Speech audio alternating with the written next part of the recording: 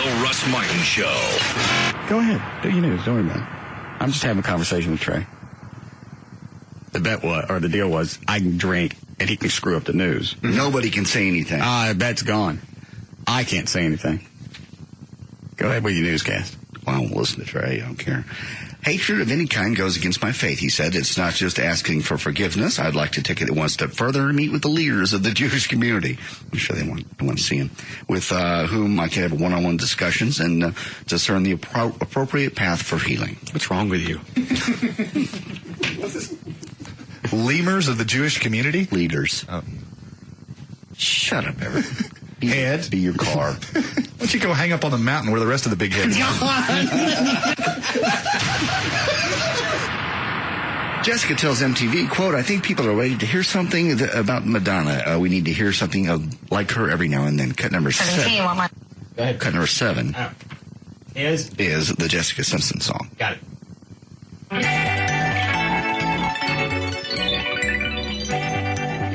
Did we listen to this before? One other time, yeah. But now she's finally come out and admitted, I didn't steal the song. I was just influenced by Madonna. I didn't steal it. I was just influenced by your television. Well, it's not like she wrote the music. Who, Jessica? Yeah. Did she? No. Who did? Sure, songwriters and whatnot. How do you know she didn't? I could be totally wrong, but I'm fairly positive she doesn't play any instruments. She still could have wrote the music. Okay, that's true. Don't talk about something you don't know about. That's not what we do.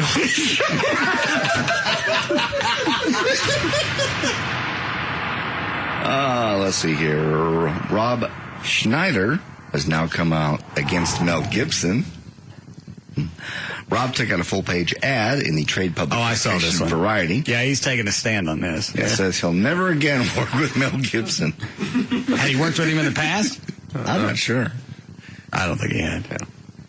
I'm amazed Rob Schneider can afford a full page ad.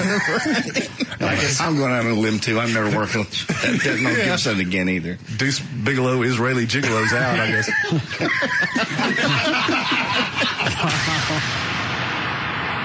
When do you think, depending on where Rob happens to be,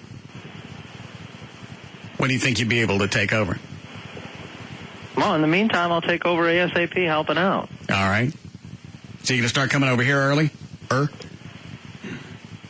Yeah. All right.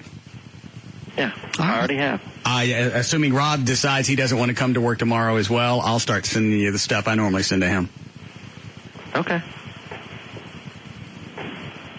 You better get some lozenges. No. Yeah. No. Mm. No. Okay. That's not...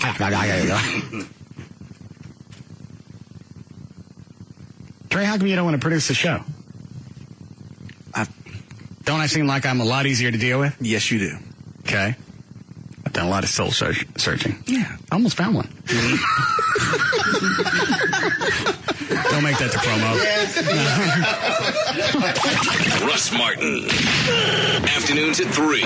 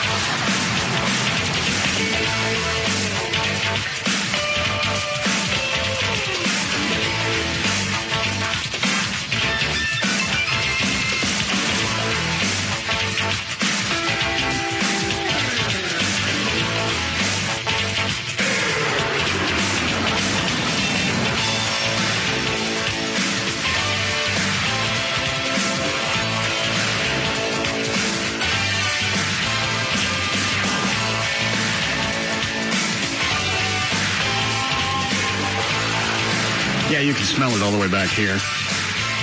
We had to test the cannons before the show. Oh, so there's.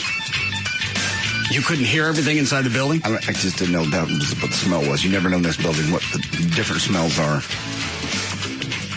We were only able to get 5 more cannons, right? Yeah. So we have 6 cannons. We're going into the July 4th break. Yes. End of the show. We're going to do a 21-gun salute. Actually, but for the show, we only have 18. Yeah. Sounds like a good compromise. And we thought 24 would be, Yes. 18 is very impressive.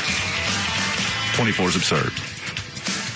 Obviously, you got here, Everett, before we ran the first volley. All those cannons simultaneously is disturbing. Yeah, I was sitting in my office. Like, what the hell? Well, you can definitely smell it. Well, they didn't tell me they were doing it either, so I didn't know it was getting ready to happen. Yeah. I'm thinking that's a Southwest jet down. Oh, crashed somewhere because it just shook this whole building. Yeah, because normally you only hear the one cannon. Yeah. Which by itself isn't bad, but No. a volley of them. There's some sense of power. Yeah. Even though they're just blank shotgun shells. They're frighteningly loud. Have you ever been near one when they went off, Russ? Yeah, one time in Dan's office. Okay, because I've been ahead of the blast, and it feels like somebody's pumping you in the chest. Yeah, I had one go off during Russell 10. That's right, you did. Yeah, I got that one too. I was holding the mic. You know what, Everett? I forgot about this. We called you yesterday. I wanted you to listen to some audio. Okay. I'm not going to tell you anything. You just tell me what you hear. All right. We have so many other things to get to. This one's first. What'd you say now? I haven't said anything. I haven't said anything. I ain't saying it's JD. Ain't saying it's anything. Oh, okay. All right. 77's Rob Nader. And then 73 is Obama talking about Nader.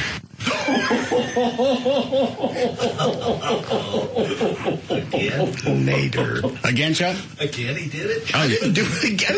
I've never done it. Yes. You want to replay? Yeah. No. All right. Get it on. All right. 77's Rob Nader. And then 73 is Obama talking about Nader. Nader. I just slurred Nader. Don't even. I even asked JD after the show yesterday. Yeah. I said, I will swear on my dogs, I won't reveal any of this on the air. Are you doing this on purpose? And just feeding the bit because you're the only one that does it. And you do it nonstop. So just tell me. It's not going to ruin the bit for me. I'm just curious because it's eating at me. There's no bit here.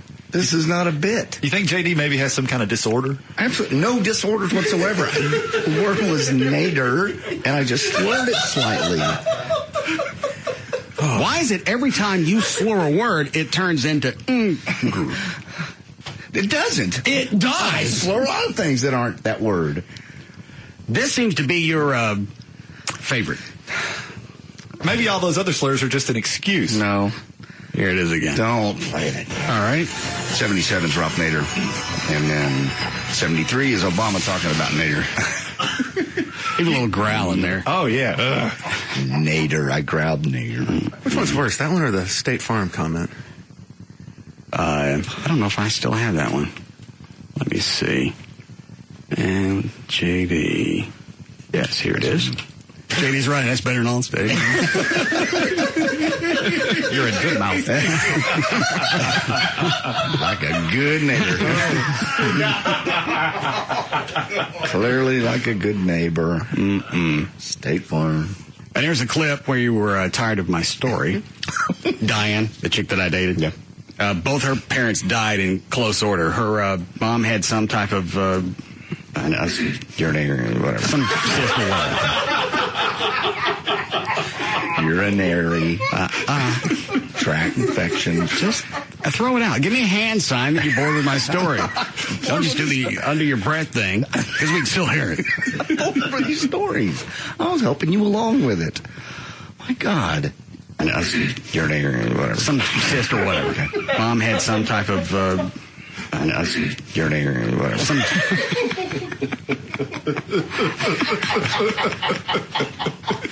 What are you going to say to that? It's urinary. That's all. That makes no sense for that word to be in that sentence. Absolutely. Why would I do Obviously, that? you were tired of me talking about whatever the story was. And you go, yeah, whatever. Were we not catching enough of the backmasking, so you just had to start doing it forward? I just think this was internal dialogue he was having with himself, and he slipped one.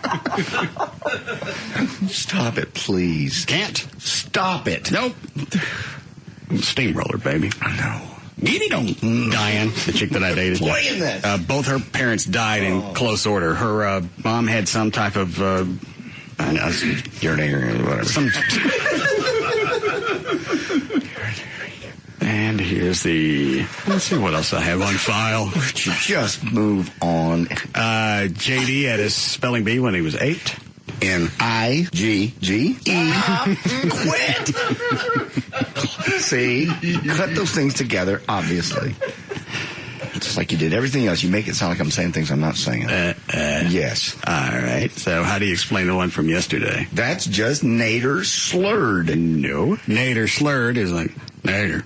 Oh, ooh, that is close enough. Thank you.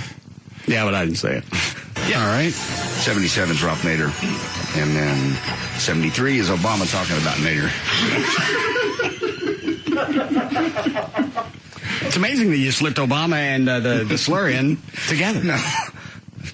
Did not put any slur in there. All right. Slip anything. 77 dropped Nader. And then 73 is Obama talking about Nader. Wow. Well, then we even have the actual word to compare it to what you said the second time. I just slurred it the second time. No. And I growled it a little bit. No, you were very clear. I wasn't clear. It's a Both complete times. slur. Yeah, racial. No. One more time and then we'll move on. All right. Stop. 77 dropped Nader. And then 73 is Obama talking about Nader. I don't hear it. Whew. I don't hear it at all. Do we have any more recent ones? Was that about it? Dan, didn't you send me a clip last week? Let's move on.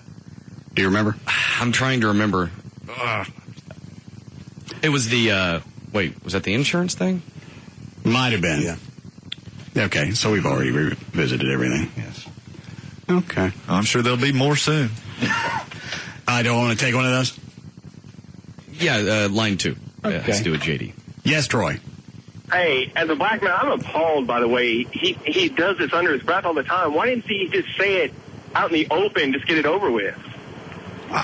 I'm not saying it. I don't say that word. I think with him, Troy, with him, it's more of a game, just to see if we'll catch it or not.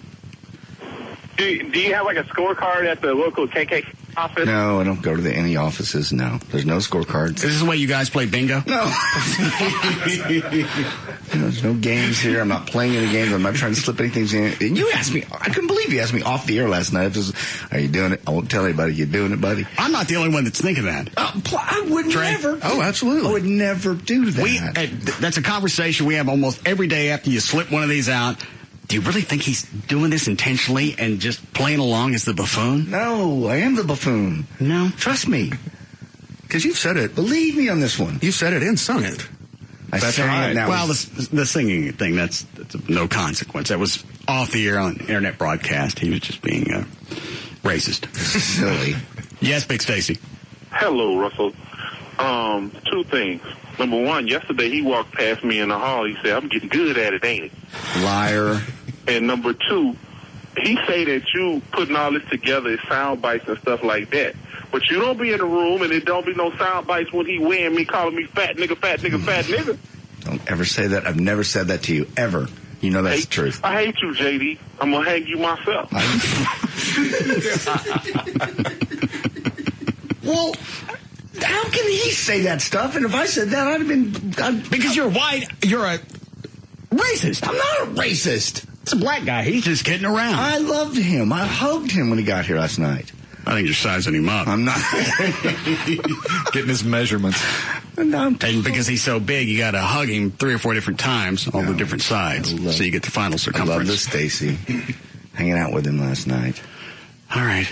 Line 2 before we move on down. Oh, please. This one, not all of these are going to be targeted towards you. Okay. Excuse me a second. Yes, Darnell. Mr. Dragon, do you have a quota that you got to reach to say nigger to us all the time? I don't say it. I'm not saying it, and no, don't be absurd. Yeah, all right. I don't say it. Obviously, there's no quota because you've gone overboard. Don't say it. I'd never have said it. Is this some game that you guys have with the group? Do you some kind of over-under? No. Some kind of spread? There are no games. Like a trifecta. No group. There's no buddy. There's no quota holding you back. Stop it, Everett. Everybody, get off me with this. All right. Anything before we start news? I think Everett we ought to jump into some of the week in review. Start with number 18. Everett hasn't heard about your surgery. Surgery? Where's the disc? Last I had it was actually in the player. Oh. The one on the right. 18 is when we first heard about your surgery. Didn't we wear this on yesterday? No, not at all. Well, don't leave me hanging. I don't even know what you're getting operated Funny on. you'd say that. Mm-hmm. No setup here? Actually, you set it up pretty well, telling JD the different areas where you want to get some light. Plastic surgery. Oh, you're kidding. Thank you. Yeah. Monday. No way. Why wouldn't I want lipo? Because you're not fat. Well, here, listen to the audio. Hold on to your chair. Okay. Scar on my face made me so self-conscious. Well, it should. What the hell was that? Oh, that's wrong. Gavin. Yes. Are they going to put a digital board in here while we're off next week? No. Is it in the budget? In the future, yes. Future, how far out? We'll put it in the budget for next year. So that budget kicks in when? Next year. We write it up in... Next year, January, or next year, the fiscal year for CBS? It would be next year, so it would start in January and go through December, if it's approved. So I get it in January, or is it the end of the year? Well, we can budget it. That's a different expense. They're not going to stick one in here, are they? You're definitely on the list. Why am I the last on the list? Well, you're not the last on the list by far. They stuck one in Jack FM. It's a studio that doesn't need even a board, let alone a digital board. What station doesn't have a digital board? Yeah, who ain't got one? KLLI does, Moving does, KVIL does, Jack does, KLLI does. That'd be live.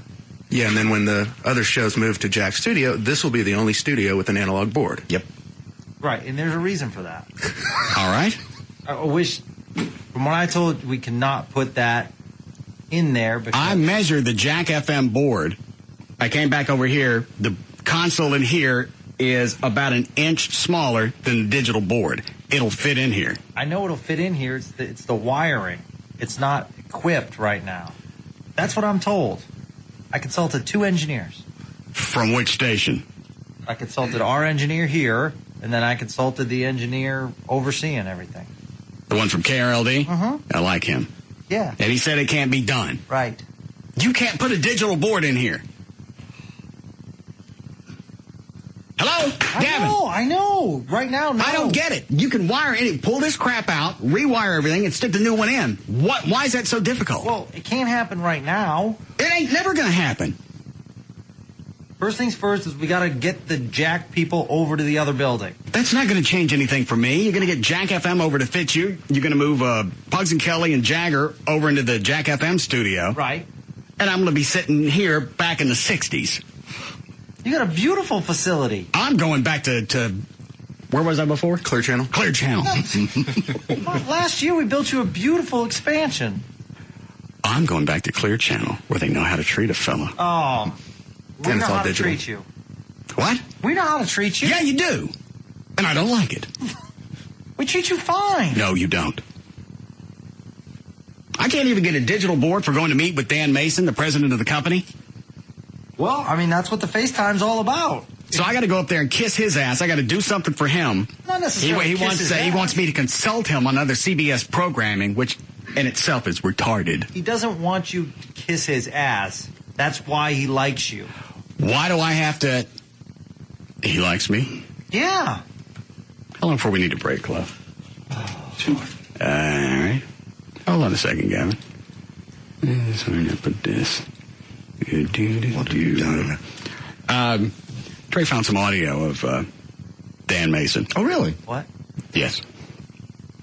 Don't, no. Well. You married? Yes, I am. Oh, I got the TV back on. Don't. As I pull out my elongated bulbous penis, what does it remind you of?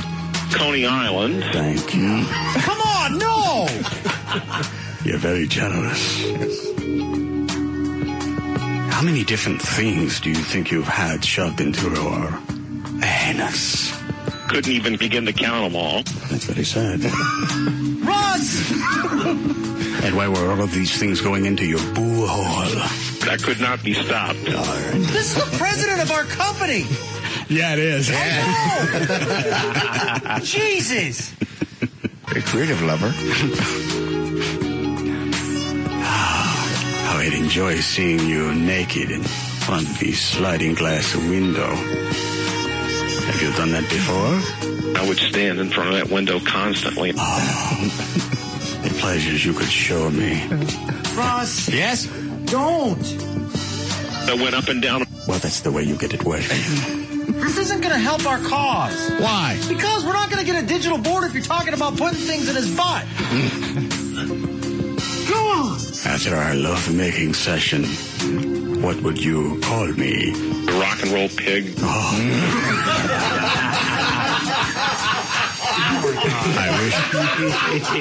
I wish all the blood wasn't in my penis so I could blush.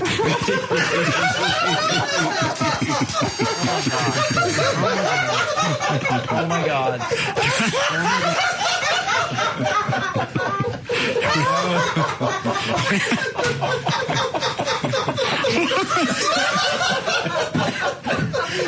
Our company just called you a rock and roll pig. What?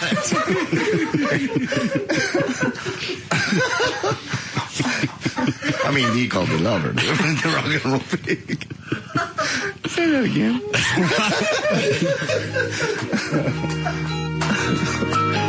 After our evening of love-making and bodily fluids flying in the air like fountains, what would you call me? The rock and roll pig.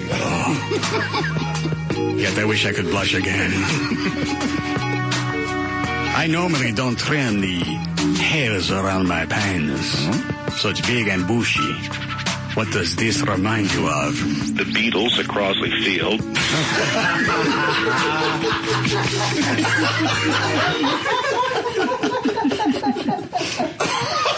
Please stop. Huh? I have bills to pay. I have a house to pay. I'm trying to get a digital board. I know, and we're all going to get fired. Why? He's the president of the company. You said he understands programming. He does. Oh, you thought he did.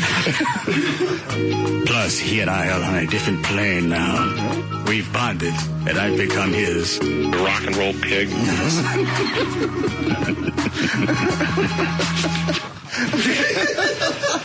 I'm going to go to New York this weekend.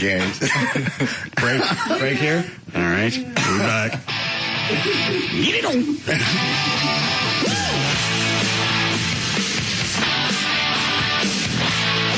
We'll be back to the Russ Martin Show.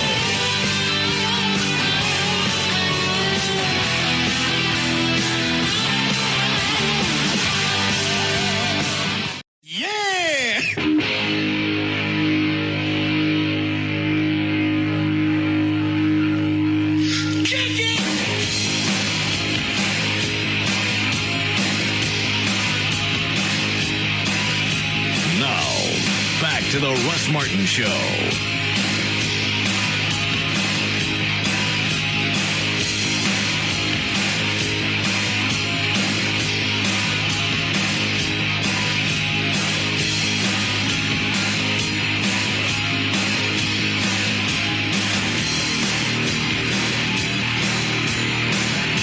Dan, you ready for news? Yeah, I'm set. Okay. I never really explained your surgery to Everett. Yeah, I've been hanging this whole time. What's going on? All right. You find the clip. What cut is it? 18. If you're an MD, you can do plastic surgery.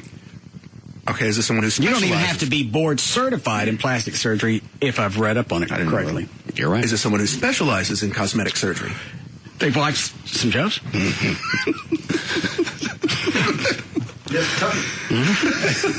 Why? What do you care? I don't want to see you get harmed. I feel very comfortable with this.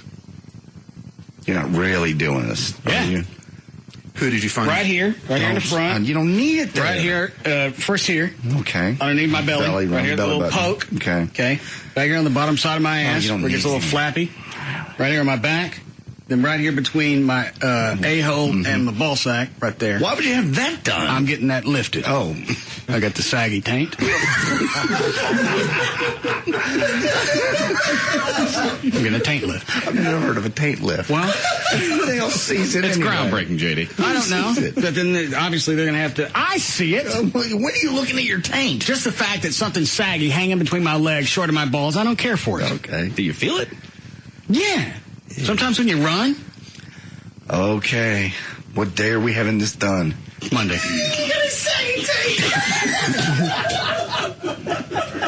That's your new name. My new name better not be Sag Taint. Is that it? Is that? 19. Yeah. All right. You're the one bragging about your taint. You brought it up. I said mine was saggy. I was going to have it lifted. All of a sudden, everybody else in the room is on some kind of taint kick. Close over there in the corner. You're going to get a bunch of taint comments on MySpace. Oh, well, because you're only 33 or 34, I guess your taint ain't gone bad. Well, how about if I hit it with a couple of channel locks? I bet Acai helps with that. With what? Your saggy. I want to see that in front. One hell of a testimonial. Well, I'll stand up next to the door and make little markings, and while I take it, we'll see if they change. White tray falls. White tray's on the floor. Oh, I'll bet. I can't take it anymore. Is that all the taint clips? No. 20. Yeah, there's one more 20.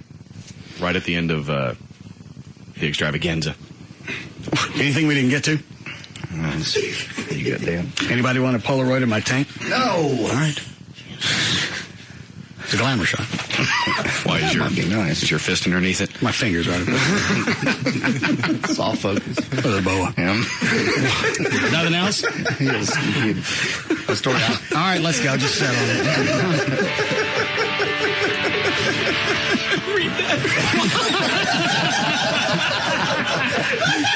More information. Dan couldn't get to the plugs. Yeah, I can tell. I can understand why. So, are you really getting anything done, Russ? Yeah. What are you getting done? Did you not hear the audio? Well, yeah, but I mean, you're not getting your taint tucked.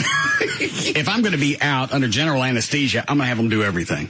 And it actually is, they don't call it a taint tuck, but there is a procedure that you can do for that. It's called like a perineum. It's, the area is actually the perineum, and it's either a perineoplasty or a perineoplasty, however you pronounce it. And so, who's doing the surgery? Doctor I found. You going to tell us who? No. You found him? Yeah. Send someone like Rob found for you? No. Only people Rob finds are in Mexico. Well, that was my next question. Can you tell us where he went to medical school? I don't know. Was it in this country? Makes no difference. I can't find the doctor here that'll do it. Because you don't need it. I got the little sag thing right here. As you get older, the bottom part of your eye, you can work out all you want, lifts, leg squats, whatever, and you're still going to be flabby right there. I'm getting that sucked out. You're 47. Okay, and I'm about due. Things are going to sag just a hair. You're in great shape. There's a reason why no doctor will operate on you that's board certified and actually is reputable. Well, that's a fair point. I'm going to get this sucked right here, the back fat. You don't have any back fat. And right here, underneath my belly. That's skin. Let me even get my breast sucked a little bit. I got a little man teat fat going. You have a distorted body image if you really think that. I do. You guys don't see me naked. Clothes cover up a lot, especially my sag taint. He attempted to show us the actual sag taint. Oh, yes. Sorry, I missed that. Yes. It was lovely. That will not be my nickname. Yes, it is your I've nickname. already covered that. Somebody sent us a picture of him sitting in a jet. Sergeant Tag Taint Martin. What, Dan? Sag Taint. Actually, he was lieutenant, and someone actually posted that on my MySpace today. And started cracking up for 5 minutes. It's a perfect Photoshop job. It's like the canopy of the jet is open. They put Russ's face right there and changed the lettering right underneath the canopy. Really well done. Nice. Thank you. Mm-hmm. What is this? There's one more taint clip on here. Already heard this? Do what? So I see new comments on your MySpace. I'm going to get a pair of thigh scripts and pull your taint down to your ankle. Hey, I'm not the one that gave you the ST. I got it just by aging. And it's probably really not that bad. I'm just vain. Most people live with a taint that flops. Never heard of a foot saggy taint. I'm sure yours is probably on its way out. No, mine's doing great. Mine's taut as a drum. Why would that be the only thing taut on you and everything else is flat? I guess possibly it's the flab is... What do you think? It's some type of genetic thing? Tight taints run in your family? Oh, they do. Never did ask my dad. What about your mom? How was hers? All right. You ass. So the room is on some kind of taint kit. Clothes over there in the corner. You're going to get a bunch of taint comments on MySpace. I already heard that. O'Neill? No. I'll stand up next to the door and make little markings. And what was the one with the Indian? Is that the first clip, Dan? Yeah, on your computer, that's the, taint Who did you find? Right here. Right here in the front. You don't jump to the end. You're a puss hole. Does it whistle? It does with a hair comb and tissue. Learned that from Jerry Haynes. Do we need a break? Yes. Can we stay here just a few more seconds? Why? We'll be back to the saggy taint show. The saggy taint. You want to see it? Before I had decided to have it lifted, I got it pierced. Chuck's gone. He's been out of town. He missed the whole taint-arama. Okay. Are you ready for news, Dan? Yes, I am. All right. You want legal here? Yeah. Okay. 356 at KLLI, Dallas-Fort Worth. Dan O'Malley's here with news. Thank you, Russ. Today is Friday, June 27, 2008. Birthdays today. Toby Maguire turns 33. Ross Perot turns 78 today. And on Saturday, Russ's favorite person, John Cusack, turns 42.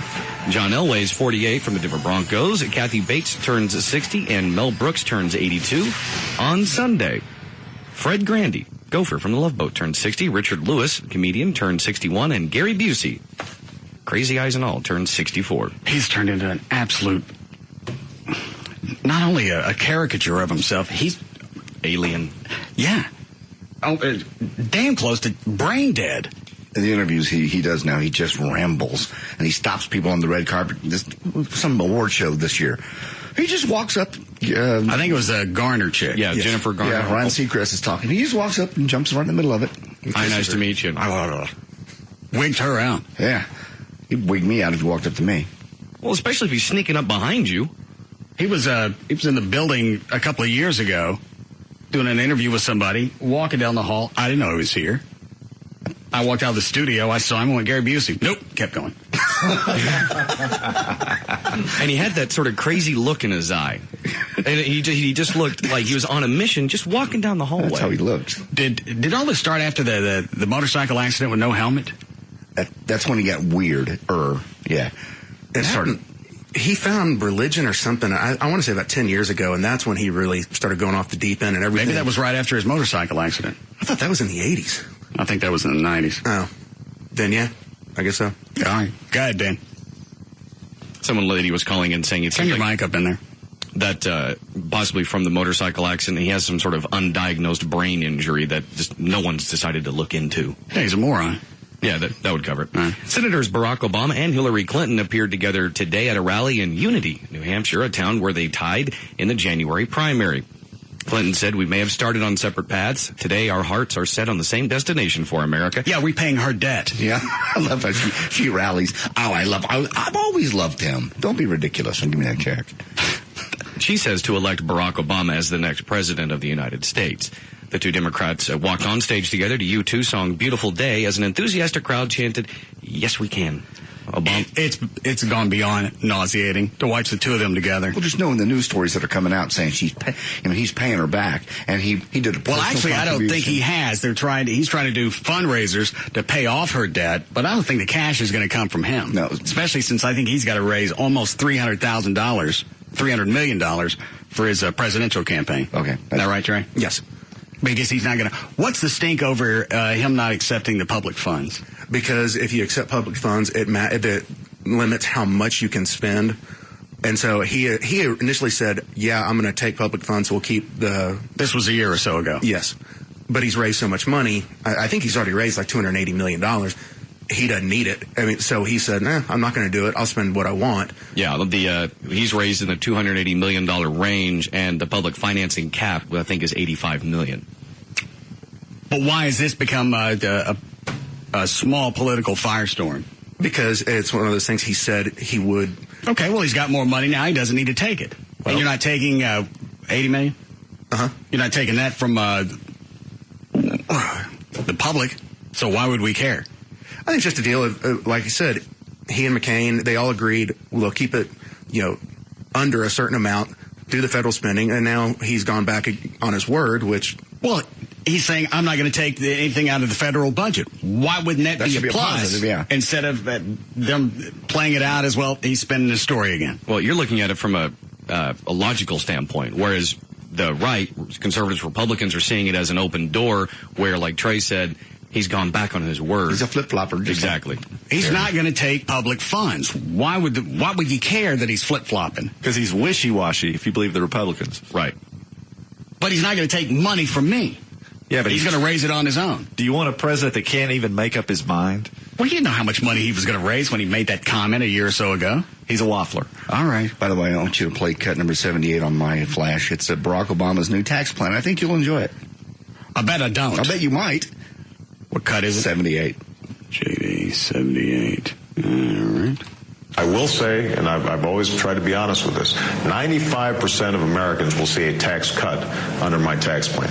It is true that those like myself who are in the top 5%. Don't you say. Do not bark out a tax increase. We're going to see a tax increase. I'm going to. Reverend Manning's right. That's just not right. Oh, Everett hadn't heard the latest one on that either. Oh, God, what did he say this week? Well, hang on. So he's going to... 95% of Americans... I'm already paying over 35% in taxes, and that's just federal tax. That's not the state of Texas, the... County school. When you go to buy something, a house, the taxes I pay on the house... Uh-huh. No, this is on federal taxes. 95% of the people are going to get a tax cut under his plan. And yours only go up like 5-6%. So that's going to put me well into 40%. Uh-huh. Just with federal taxes. Uh-huh. Once you balance it all out, over half of my check is going to go back to the government. Yep. Local and state, federal, fag. I will say, and I've always tried to be honest with this, 95% of Americans will see it. And how joyous that he's included himself in the other 5%. I'm going to go ahead and tax myself so I can actually get back to the country, the 5% of us. We need to get it Well, first back. of all, you're only going to make $400,000 or $500,000 a year as president, so that's really not going to eat too hard at you, especially since you're getting a free house.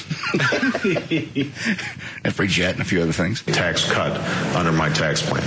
It is true that those like myself who are in the top 5%, we're going to see a tax increase. I'm going to roll back the Bush tax cuts back to the levels they were in the 1990s. I believe I can say this because he's not president yet, right? Mm-hmm. We'll beat his ass. And just remember that rich people were doing pretty good back then, too. See, rich people are doing fine. You're doing okay. They don't spend the money that I give them now prudently. They spend it. Well, I said prudently. They don't. There's nonstop waste. Why do you think increasing taxes for? Am I in the upper 5? Oh yeah, you're in the top 0.1% probably, and that's why JD. I don't know why you're so giddy. You'll probably fall into this. I like to watch him just squirm. I don't mind the fact that I didn't get the rebate check to stimulate the economy. Sure, about $600. It's not going to do anything. But I don't want to give them more money because they waste what they have. For you, that's quite a bit of money, too. You really think it's going to be 4 or 5%? Yeah. I definitely see 40%, if not higher. Can I hide my cash anywhere? No, unfortunately, you can't. You can from the auto shop. How do I do that?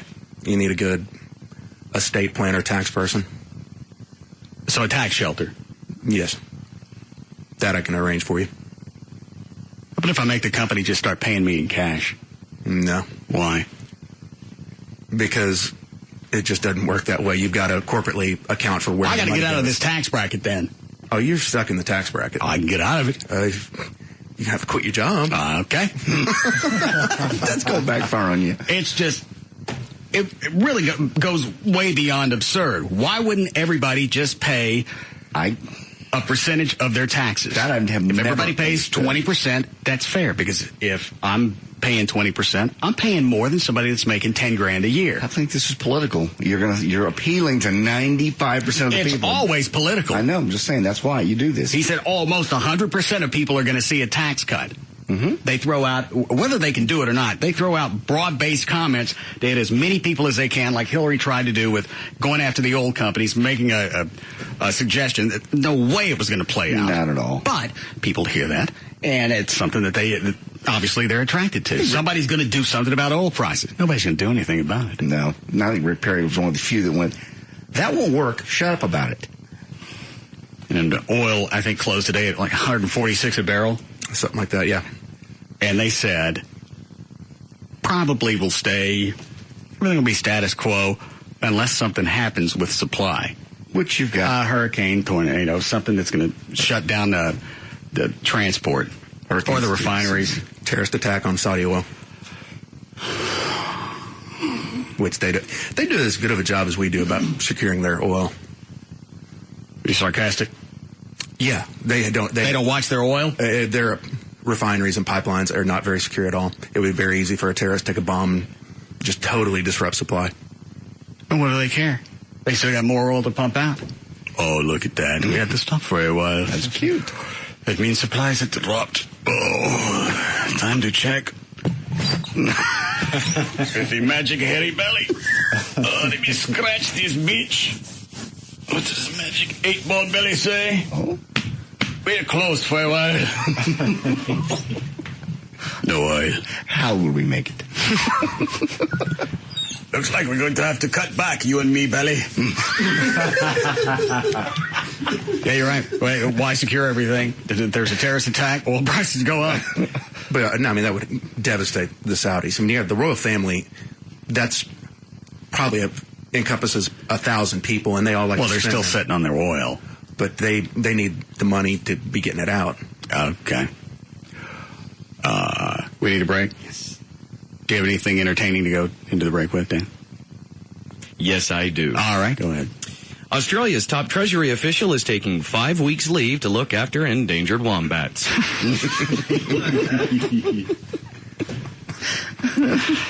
What's wrong with the wombat population? Ken Henry, Treasury Secretary and animal conservationist, has warned that hairy-nosed wombats are on death row. But opposition politicians and even wombat lovers question if now is the time to be thinking about wombats. Inflation is at a 16-year high, interest rates are up, and fuel prices are rising. Henry will be looking after 115 hairy-nosed wombats in an isolated spot in northern Queensland. No mobile phone coverage and 2.5 hours on a rough track from the nearest town. Henry's leave will take place during the government's winter recess, but he'll miss a central bank meeting while tending to the wombat. Are they worried about some type of ecological imbalance if something happens to the wombats? Well, the wombat is one of those, obviously it doesn't have the same luster that the kangaroo does, but a wombat is synonymous with Australia. And he says here... I thought the koala was. I hadn't heard of the wombat till you brought it up a couple of weeks ago. Well, it's those main three. But even here, Henry says there are 10 times as many giant pandas in the world as there are, the wombat. So he thinks it's important to get them back up to a stable level where there's plenty of wombats for all. Now, is this just the hairy-nosed wombat? That's what it specifically mentions, is the hairy-nosed wombat. What, you can't? I can't have wombats off the face of the earth. They're such happy creatures. They would be a void in my life. What is it about the hairy-nosed wombat? I don't... You need all types of wombats. Well, how many types are there? Dan will be on Wikipedia any second. We have the saggy taint wombat. Where we'll be having a telethon to raise money to tighten up their taints. Right between their wombat ballsack and their wombat boo hole. It's a national tragedy. Maybe they can tuck them in their pouches. Somehow that looks queer when you do the taint tuck. Any break? Now we'll be back.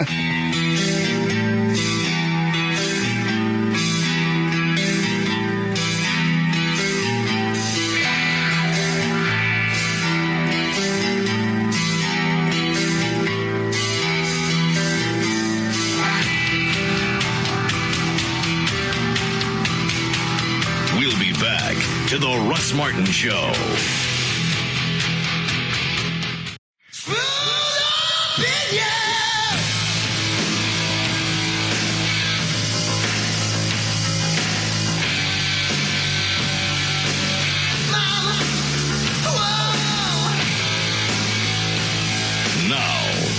To the Russ Martin Show.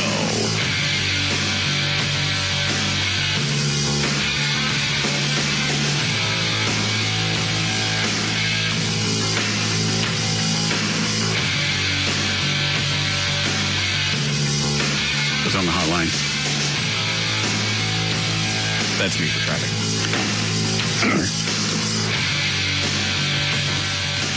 All right, Daniel, what you got? All right, traffic right now is brought to us by Toyota of Richardson and Reliant Energy. Actually, right now, no real actions to be reported yet, but there is a ton of slow traffic in the usual spots, so I'll give those to you real quick. I-35 southbound between Empire Central and Industrial. Slow traffic there. Also slow traffic. Woodall Rogers eastbound between Industrial and 75. And, of course, usual suspect in Farmers Branch I-635 at the LBJ. In both directions between Luna Road and I-30, you can expect stop-and-go traffic. And, of course, 75 in both directions between Woodall Rogers and 635. You can expect stop-and-go traffic there as well. There's your look at traffic. I'm Dan O'Malley on the Russ Martin Show. All right, thank you, Dan. 77 for the low tonight, going to be in the upper 90s the rest of the weekend with some showers Saturday night. 97 now at Live 105.3. What were you ever talking about during the break? Was it Davis? Oh, yeah, I just told him he hadn't heard what Mark Davis said about you this week. Well, he mentioned you on the air? Finally, he gets around to mentioning Russ's name. And well, that's not something I sit around and pray for every day. No, but it'd be nice. You give him a lot of airtime. It'd be nice occasionally for him to say something, and he finally gets around to mentioning your name, and this is how he does it. And this is the first time, right, he's ever said anything about Russ. Okay. On his station. Yeah, I would probably guess. Who's got that audio? I do not. Okay. So why do you want to bring it up if you don't know where it is? I do, actually. It's cut 66. I don't want it. You ass. Mark Davis, I see it. Well, let me just play this. You already heard the Imus clip, right? Oh, sure. Okay. I also checked the news before I came in today. Obviously, Imus has skated on this one because there's the only stories that they reference are back to the day he explained what he meant. And also the news people, the news people on CNN tried to get another day out of it, and just nobody would have it. Nothing from Sharpton. Nothing. No follow up. What is today? 27th. Yes. Last story I saw was from 24th and the 25th. They were both talking about his explanation. He's totally escaped this one with his explanation. Well, it's not like it's anything new for him. We didn't escape the last one. Well, I know, but that was new. That was new. That was the first time. This is old hat. I don't think it was the first time. I think it's the first time Sharpton jumped on him. Oh, yeah, the other one would have gone away in a day had Sharpton not put his feet on his neck. I just think no one's shocked at this point that Imus says something I think racist. They are. You went through the entire debacle with Al Sharpton. You lose your job. CBS doesn't stand up for you. They don't even wait to see if Rutgers is going to accept his apologize. They pop him, pay him $20 million. He gets another gig. Good deal. Sweet year for him. Well, but he also was out of work, and he had to go through all the ridicule and deal with Sharpton and going on Sharpton Show, which was the biggest pee-hole movie could have made. But now he has that great gig on RFD TV with the barn as the background. He's still making how much now? Oh, $5 to $7 million. Well, and I think they gave him a 5-year contract, didn't they? Yep. And CBS gave him $20 million for breaching his contract. You can't knock him down now. I think when Citadel came out that night and said, we don't really see it's anything that we're going to have to discipline, he'll explain it tomorrow. I think Sharpton had to really calculate and go, all right, they aren't going to back down. Obviously, I didn't do too much damage. He got a fat new contract. He's got advertisers. What am I really going to do? Except I might lose this one and lose face. So he still could have gone to the, like he's done in the past, protesters, contacting the sponsors, gone that entire route. Except the sponsors of Imus' show now, they already know what's going to come out of his head. Mm-hmm. So what is Sharpton going to tell them? Well, we're going to boycott. We don't care. We own the RFD. That's when who was it that tried to get people to boycott this station and this show specifically? About 5-6 years ago. Dad. Yeah. I forget what it stands for. Something against decency. I don't know what it was. But they tried to send letters to our sponsors. Do you remember, Dan? I really don't. I'm sorry. All right. Anyway, and it was just funny. They were sending letters to people that were spending money on the station like they're idiots, and they don't know what they're putting their money into. Hey, do you know this goes on? No, I'm a complete fool. What I do is when I go to buy, I just take the top station no matter what it does. Right. It was obviously a family group. They're sending letters to Norm over condoms to go. Norm sent back the letter and said, we obviously don't believe in families.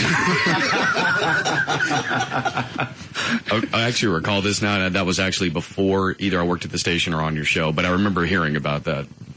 And then the listeners found out the name of the group. They went after them. Yeah, that was fun. All of a sudden, the protest vanished. At some point, I believe they even called the station and said, we're going to back off. Yeah, you guys will. They apologized. And I knew from day one when Imus made this comment, even if it meant him getting fired, he wasn't going to apologize. Where's my money from that bet? I'll get it to you. I'll write you a check. So far, Trey's the only one that's paid me, and he can give me all of it. What'd y'all bet on? Everybody else said, except Chloe, everybody else said Imus or Citadel would apologize. Oh. I said, they ain't going to say anything. How much does JD owe you now? $500. Wow. I'll pay him. I'll get the money. You won't take a check, and I keep forgetting to go to the bank. When, deadbeat? Not a deadbeat. I pay my bets around here. You deadbeat dragon. I'm not a deadbeat. I'm not a dragon. You Welsh wizard. Stop it. And let me go back to Mark Davis. You will hear will be longtime sports anchor Warner Wolf. All right, we've heard this clip. Let me jump past this. What would I be thinking? What people should be outraged about is that they arrested. All right, he's quoting Imus.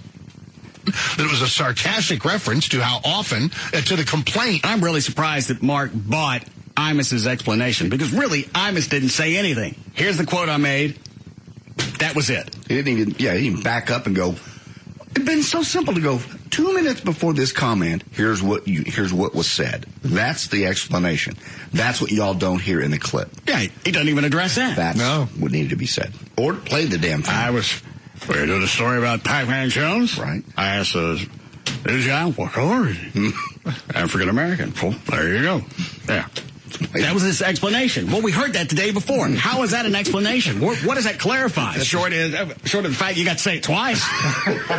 Just recapping it. I think also the fact that he now has 3 black people working on his show. That doesn't change anything. I think it does. I think but nobody said anything. There was no dialogue back and forth. Had one of the black people on the show challenged him on it, then you've got some kind of out. Nobody said anything. He got his zinger out. You heard me. Got his zinger out. And And it went unchallenged. But I think the fact that I forgot her name, the black woman on the show, she came out and said, in context, I knew what he was saying. It was no big deal. This was a day after. But I think that took the wind out of, if this was going to blow up, I think that deflated it, because what are you going to do? You're going to question her when she was in the room? Obviously, she wants to keep her gig. Yeah, I would question her because she's an employee. And didn't say anything day of. If they're really there to have some type of balance, normally you'd say something. And Imus even used that the next day when he explained to it.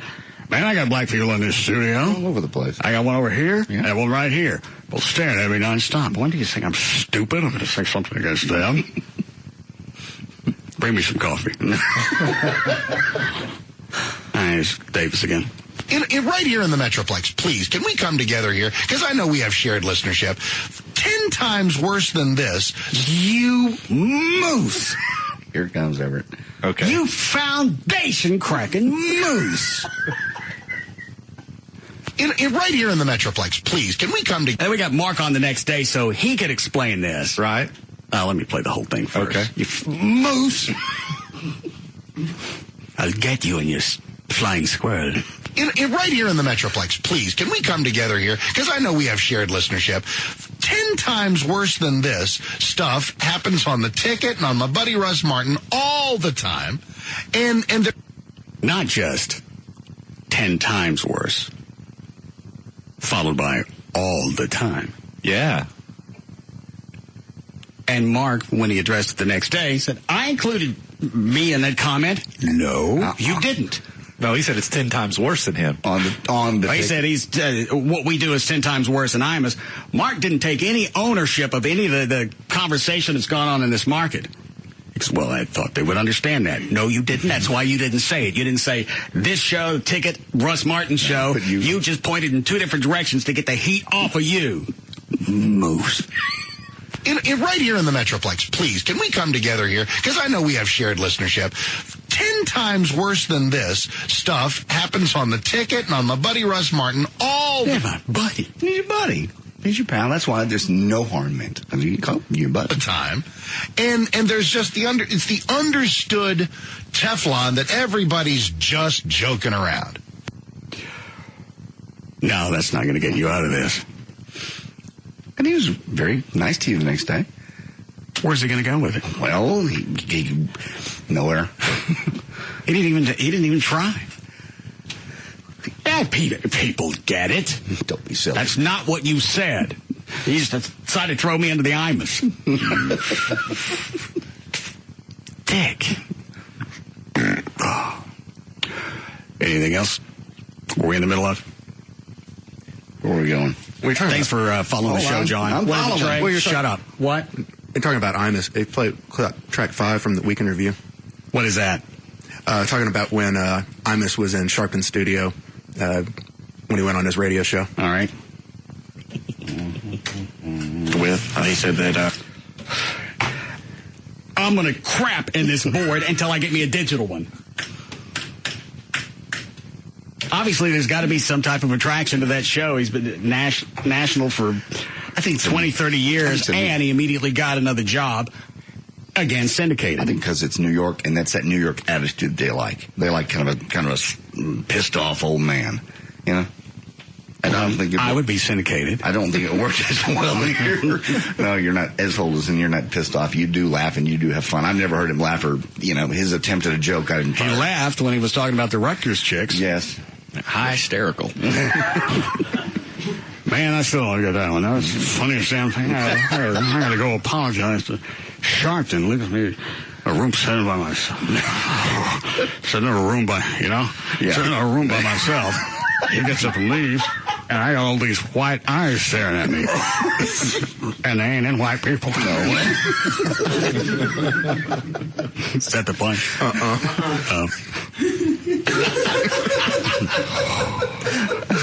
Man, I feel like I was in a room full of lightning bugs.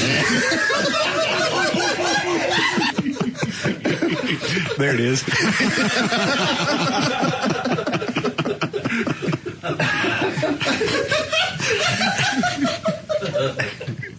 And just after all the anxiety he went through with the Rutgers scenario, he wasn't going to go back I said the day it happened. Man, I ain't apologizing to nobody. Last time I apologized, I got screwed. Well, I thought he would at least say, I'm sorry that you misunderstood. I'm not saying I'm sorry to anybody. I apologize my old ass off. I'm not saying anything. I can say whatever I want on the air now. Obviously, I'm a Teflon Don. Ha! God. Just combined two characters. Very nice. Yeah. All right, Dan, you ready to finish news? Yeah, I'm all set. Okay. On before we need a break, Flo. 4:35. Dan O'Malley's here with more news. What? Nothing. It's the lightning bugs. More people are signing up to take motorcycle safety classes amid rising gas prices, which is creating a backup for those hoping to save a little extra cash. The wait for the riding test for motorcycles at the Department of Public Safety can take up to 2 months, which has the state guiding people to private courses to keep up with the demand for motorcycle licenses. It's raining cash at Harley-Davidson. They can barely keep the 60 miles per gallon Roadster in stock. Driving itself is the flip side to being on two wheels. There's more risk, and experts fear more accidents with inexperienced riders sharing the road. It's not worth the gas savings to be on a motorcycle. But now you're going to have a road full of people that have never ridden before that are going to be on motorcycles. And Harleys still go, what do they run, Chuck?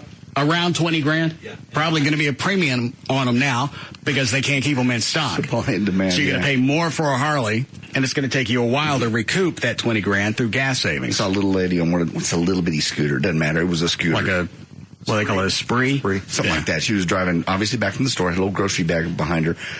Pulls right out in front of the car and went, lady, you just saved $6 in gas and potentially went to the hospital for $10,000. They didn't mow her down? No, they missed her. But it's just like, Jesus Christ. I don't know why they think that. Because I'm saving money on gas. That's all I look at. You've raised your chances of ending up in the hospital exponentially. Yeah, I mean, especially if you don't know how to ride and other people don't know how to drive. You mix those two together, you're not going to be around long. No, if they're selling them like that, how many unqualified drivers are going to be on the streets?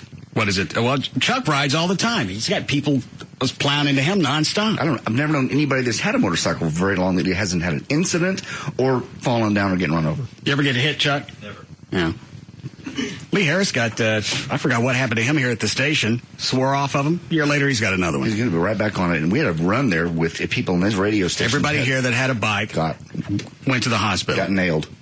And the scary thing is, screw the $20,000 Harley. It's the people that are doing this, and they're going out and getting used, crotch rocket that not only, it can go at 160 miles an hour. So then you have someone who has no experience, and they've got more speed underneath them than they've ever had in their life. And that's just accidents all over the place, just waiting to happen. At least the roads will clear out. That's all I care about. I know you do. I came to work today. There's another cab, one of them green cabs in the left lane, doing about 55, and the speed limit through there is 65. I went around them. I looked in the rearview mirror. I motioned, move over. He flipped me off.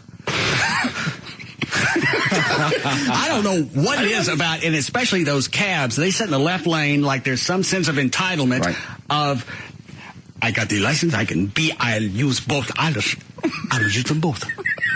Maybe they don't have the concept of the fast lane in their countries.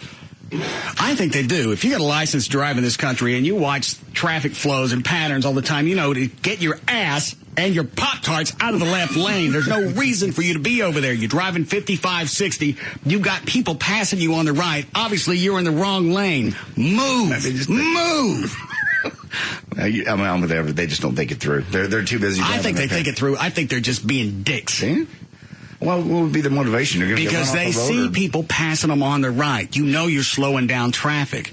And then you'll get a couple of them, both cabs. It's like some kind of conspiracy. They'll both pace each other. A little two-way radios. And you can't, back and forth between.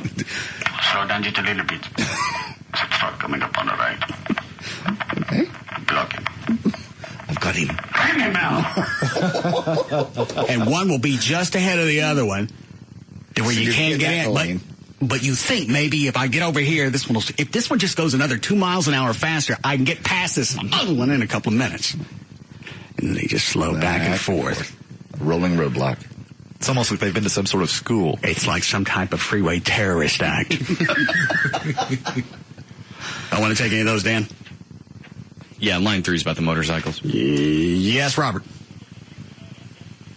Robert. Robert.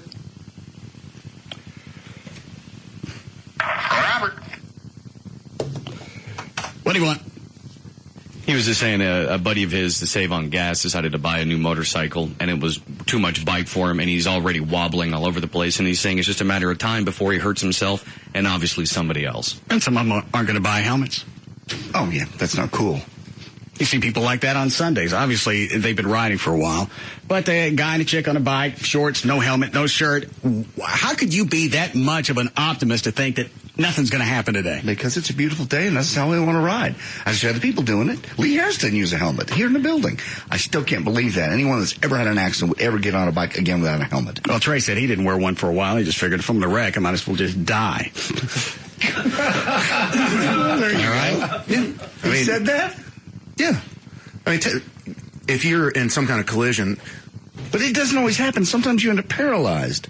Oh, I know. I'm not saying it was smart. The thinking was, I'll die from the internal injuries. You know, if I have a helmet on or if I don't have one, I'll just die.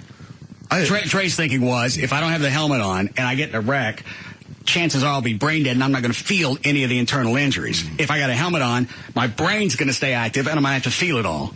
I think that's about the day I sell the bike. Yeah, anytime you have to plan around your brain death is maybe, something to look at. Go ahead, Dan. All right, according to a new survey, half of all women say their sexual desire peaks in summer, and 91% of women say it's a major turn-on when men wear less clothing. So, how can you increase your chances of getting some action this summer? Number 1, take a vacation. 37% of women say they've hooked up with a random man on vacation. Number 2, encourage Mexico. What? Nothing. I was talking about Mexico. What about it? Random women go down there to get screwed. Chickens. What? Just women get away to Mexico and different places to get extra sex in the summer. Which is why you wouldn't let Joy go. Well, that's part of the reason. I don't think she needs to be down there, but it was for her safety when I chose. It wasn't for her safety. It was to protect her puss. You didn't want her to go to Mexico because you knew if she went down there, somebody was going to screw her. No, I trust her. Yes, exactly. That's what it was. She doesn't need to be away You from called me. her. You told her you and I were going to go to South Beach. She said, I'm okay with that. I'm going to Mexico. And then all of a sudden, the South Beach and the Mexico trip are canceled. And I got a pair of roller blades and thongs for no reason. We went to North Carolina, which is beautiful. Don't Chloe. It is beautiful up there. And that's what we went What do they have there? Together. It's one of seriously the most beautiful beaches in North America. It is. So you think she opted, given her the choice, she would have opted for North Carolina? North Carolina. North Carolina Yeah, instead of Cancun. Yes. The sand is beautiful. We still have an ocean. It's America. And she was with me. So you could watch her. So we could be together. We spent our vacation. You were worried about her going down there and getting screwed by a bunch of Mexicans while the chickens did the handstands. No, I didn't. No. Well, then, if we go to New York, why don't you send her on a little weekend trip to Cancun? She doesn't need to go to Mexico. Why? She has a job. It's a weekend trip. Vacation. She needs to work. No. We're going to New York. She's got to have something to fill her time. Plus, I have to go meet with Dan Mason. Yes. The big president of CBS. Where'd you put those cuts, Trey? Under Clips for the Lover. I can see you sitting in Dan Mason's office in New York. You know, it's this big, beautiful plush office with this gorgeous view. What do you care? I don't know. Let's see you sitting there. Gavin. Hello? I'm here. What are you doing? Working? Did you book our trip to New York yet so I could meet with Dan Mason? Not yet. When are you going to do that? We're looking like at the middle of September. I know. I'm working on it. How many different shows did he want me to critique? And why would he have me do it? He's president of CBS. Why wouldn't he just do it on his own? If he's got a long history of programming, wouldn't he be able to listen to a show, decide if it sucked or not, and how to fix it? He likes various opinions. Why would he want mine? Because you're number one in CBS's number one radio market, by the way. This market is doing the best of almost any of them in this country. Don't. The lover is very aroused by the stature you have with CBS. would like to get you right in the CBS one eye.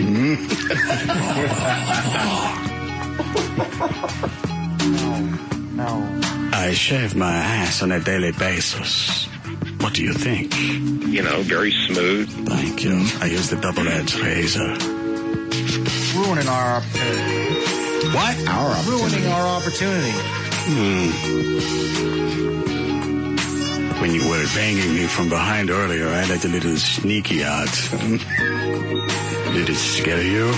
Very warm sounding. Well, then possibly I'll queef again for you. When you tried to get on top, I noticed it took you several chances, several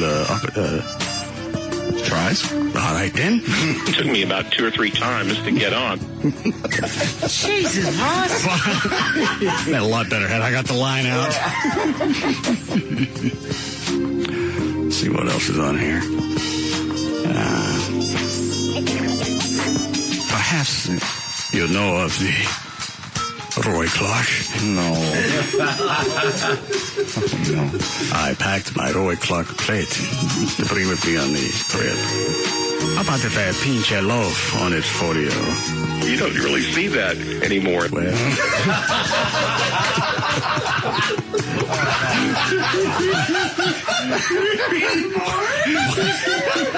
What, Gavin? Pray for me. Oh, God. What's the matter, Trey? Where you think of these things? Break here? All right. We'll be back.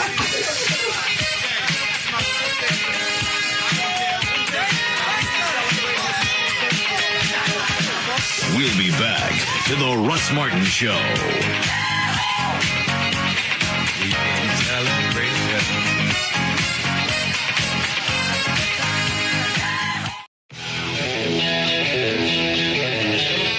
Now, back to the Russ Martin Show.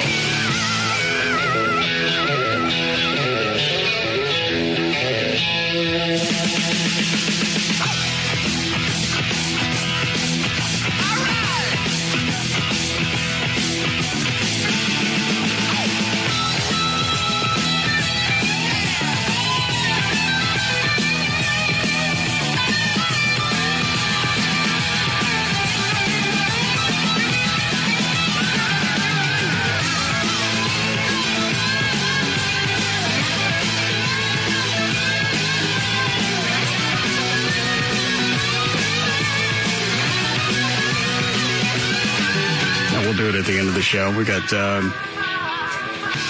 5 other cannons, so we got 6 total. 6, okay. Trey, you can go out. Take Claude, Dan, Chuck, Everett. Is that enough? Is that 6? I take Gavin with you. Okay. How was the practice earlier? How many did you shoot? I did all 5 at once. Okay. You in here one of the test runs? Yeah, I was in the building. I heard it, but I didn't hear it clearly. And let me see if I can find it. Okay.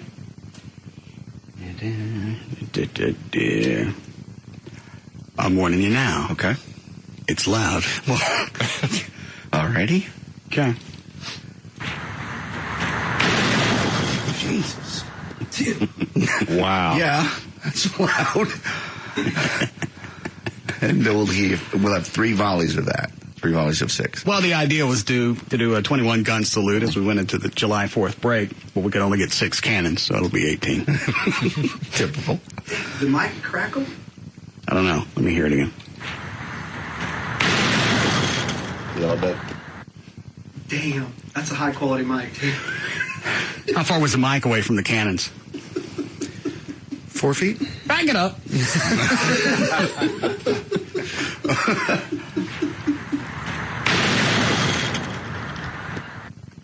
Now, how quickly you think it's going to take to pop the old shell out, stick a new one in, reload and go? Realistically, probably 8 to 10 seconds between each. Is it really that long? It sounded like the cannons roll back a little bit. Is that the tinkle noise you hear at the end? Yeah, a little bit. Okay, I didn't know if you'd have to get them back in position. But it's really not that hard. You just pop it open, pull out the shell, put in a new one. All right, during one of the next breaks, take everybody out, don't fire them. Just run a test through of popping them open, sticking the shells in. Will do. Okay. I have an email from a guy that's pissed off at you. Do you care? Oh, yes. Okay. Russ, how come you care so much about police and firemen, but not our troops in Iraq? Is it because only they, meaning the cops, can help you? And you know Iraq is no threat to your lifestyle or your personal safety. Why don't you either shut up about politics, which you really know nothing about, but about beyond what JD and Trey admitted partisans feed you, or support the candidate who will bring our troops back home safely? I'm not done. It is because you're like Bush, a totally unqualified person. You know, I know this really isn't fair, but I'm about to kill the messenger. Totally unqualified. You know, I didn't do it. I know, but I can get at you. Well, that's true. You can't get to this guy. Totally unqualified person who lucked into a position of power and who is sitting like a dunce on a golden toilet. Who does he think is going to prudently bring the troops home? Does it say? It doesn't say. Obviously, he thinks Trey and I are idiots, so I'm thinking he's leaning to Obama. I'm reading between the lines here. Well, both Obama, in fact, Obama slightly changed his story. Both Obama and John McCain said they would bring the troops home. John McCain has always said, we'll bring them home, but we're going to make sure we bring them home in a fashion that doesn't leave any damage to the area that we've occupied over the past 4 or 5 years. And totally abandon all the work that we've done over the years. Has it been the right war at the right time and we made everything? No, of course not. But you can't go back and erase the fact we're there and we're going to have to handle the withdrawal in a timely fashion. Otherwise, that place is going to fall apart. And to think of it any other way, I don't care if you're educated about this or not. It's simple enough to look at it and go, if you just pull everybody out all at once, we're screwed. It's going to collapse, and all the damage that's done, and the people that have died, unfortunately, will be for no cost, for no. And how does he equate my police fire foundation with Iraq? Because he says, obviously you only care about the police and fire because they're here, they can do something for you. Obviously the troops aren't important to you. I had the police and fire foundation before we went to war. I know you did. So, again, how does that come into play? Because he's uninformed. He doesn't know. He listens maybe in the last year. He figures, Russ does that to get out of tickets, like everybody always says. I do. No, you don't. Yeah, I do. No, you really don't. Yes, I really do. Stop it. Well, and you've always said Cuban's got his fund that's for the soldiers. It's there for them. I'm not sure, but I think Cuban had his Patriot Fund before I had the Police Fire Foundation, because he helped me set up the police fire. Regardless, that's my push. There are Cubans got the servicemen covered. I can't cover outside of North Texas. And clearly the military likes you and loves you because they've brought you flags that have flown in Afghanistan, and they've brought you coins. Purple Heart. Jesus. Well, and you can't cover everything either. I mean, it's absurd to think you can have, 53 foundations. That's exactly what people think that you should do. You got one foundation. Obviously, he's got cash set in some place, so he should be able to cover everybody at all times. This guy's just pissed off because you... Why don't you call the American Cancer Society and ask them why they're not doing something? It's as absurd. It's the exact same thing. He's just pissed off because he thinks we blindly stand behind him. I don't blindly stand behind Bush. He's made a lot of errors. But no other president probably ever in our history has been faced with what he was faced with either. You're going to make errors. You're just going to make mistakes. Also, he had to face it in a short time frame. Right. What is it, Chloe? Don't you also invite and honor the military during the parade every year? Yeah, that's why we, instead of calling it the police fire parade, we changed it to the heroes parade, so it covered them all. That's not enough for this guy. It's not enough. You should do more. Well, his angle is we really need to bring the troops home. And that's a valid point. And again, he's right. They're over there. You forget about them. When troops fall, you don't get names. You don't get tributes. No memorials. You get one for a week and a half for Tim Russert and his head, but you don't get one for our troops who are dying on a daily basis. Right. The headline reads, 4 troops killed today. CNN goes nonstop for 2 or 3 days honoring Tim Russert and his jowls. Not a freaking word out of Iraq. No, we don't know the kids that die in Iraq. It's best if they're faceless. Well, it's a lot easier to deal with. Yeah, it's easier to deal with if you don't see it and you don't see the carnage and the damage. And I'm guilty of that because I don't see it on a daily basis, or I don't specifically go out and look for news out of Iraq. I'm as guilty as anybody else. And as Trey said this last week, we're going to be in Iraq for a long time. We're still where? I mean, we're still places we fought. We're still in Germany, Japan, Korea. Aren't those guys getting too old? I believe they may have rotated them out once. Yeah, they send other people over and bring some back. Well, that makes sense. Which line, Dan? Line 1. He's a soldier going to Iraq tomorrow. Yes, Dwayne. Hey, Russ, thanks a lot. I want to call and say, look, I'm a military member. I'm actually part of a group. We're leaving basically to go to Iraq tomorrow, and I'm okay with you not, giving us money and stuff like that. You've already done a lot. You send over guitars and stuff like that.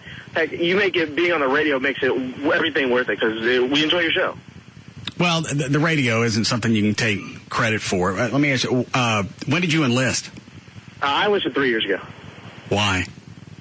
Lifelong dream. Okay. Because you enlisted when the war was actually already in place. I think it made a difference. It would for me. And I really would like to say, I'd like to come off as a patriot, but with everything that goes on over there, I'm just too big of a coward. Regardless of that, the main reason I called in is you give a lot to a lot of people you can't give to everybody, and I'm okay with that. Well, that's very kind. Good luck. How long are you gone? Oh, we'll be gone about a year. Bring me back a finger. I heard that. I'm going to try. All right. And a camel spider. No! I'll bring them back for Chloe. All right, thanks. Good luck. What, Dan? Nobody's brought me back a finger. I actually forgot to mention to you when... Somebody got me a finger? No, but we almost had you a camel spider. From where? Afghanistan. The nice man from the Navy who sent you the flag initially that flew on the base and then also brought up the coins this week from Afghanistan, the NATO coins. They set up a market where they sell them. Like big tarantulas, the camel spiders, babies, because you can't catch the big ones. They're too busy driving around. Right. Possibly catch them in a speed trap. Yes. Lord. DWI style. Yeah. I take all your fingers and put them on your nose. So they're bringing me a camel spider? He was going to, but he said when they all get on the military aircraft to come back, for whatever reason, they're more stringent about what they can bring back on the military aircraft as opposed to taking a commercial flight back. So he said there was no way that they'd be able to bring it back to the States because either Customs would take it if the military didn't take it first as they left Afghanistan. What if they put him in a uniform with dog tags? They're not that big. They're not that big. We've seen photos nonstop. That's Photoshop. Military, no, they're not. Yeah. Military men over there with pictures of camel spiders. They say they're about as big as your hand. They don't. Those are the babies. Those are not the babies. Those are the grown ones. Since when did you become such an expert on camel spiders?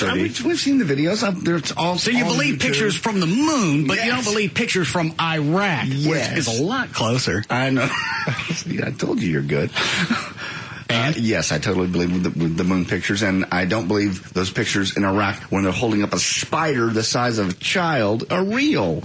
There's no spiders. No. You pick and choose the oddest things to actually believe. Not at all. We went to the moon. There's a chance that there are camel spiders that large in Iraq. As big as no chance we went to the moon. As big as a person, there's no chance. And we went to the moon. There are all sorts of animals bigger than people. Why can't spiders be bigger than people? It just seems to me at some point... They're going to have to be pretty big to be able to drive those buses. They're not driving any buses. They don't drive cabs. They don't drive vehicles. They don't drive ice cream trucks. They don't drive anything. Well, they got to do something for a living. The video... Otherwise, they're just a leech on society. The videos were creepy. The guy sent of the camel spiders fighting. They put two in a box. Oh, somebody sent me that link. I didn't even open it. That is frightening, man. Because how big were these two spiders? They're a little bit bigger than my hand. They looked like large crabs. You know, that are just a little bit bigger than your hand, and they're fighting and they're going after it. And apparently, did you look at it, Trey? Yeah. You put two of them in a box. They don't get along very well. They put little knives on their hands. Oh, there's no knives on their hands. Okay. Anything else, Dan? You never played the Manning video about Mrs. Obama. Oh, all right. Is line 2 forever? Yes, it is. All right, we'll do that. Then I'll play Manning. Yes, Brad. Oh, Everett, I got a couple questions for you, bud. All right. I know you've heard about the two guys over in Garland that got the carjacked and they killed them and they caught them and everything. And the guys basically confessed that they went to Garland looking for a couple of rich white people. Confessed on Channel 8 News. Right, exactly.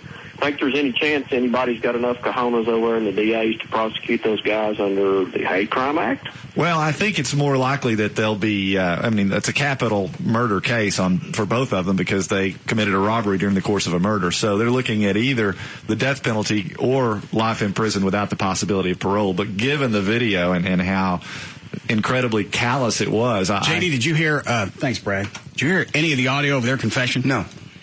Oh, man. I got this from KLLI sent me this, I think it was Monday. And this was on Channel 8? Yes. Rebecca Lopez interviewed them in jail. They have a lawyer at some point. No, clearly they had not been appointed counsel at this point. All right. I don't know what order these are in, so you have to go through this. So I popped his homeboy. He hit the ground, popped him in the head. His homeboy, like he was stumbling, doing all this.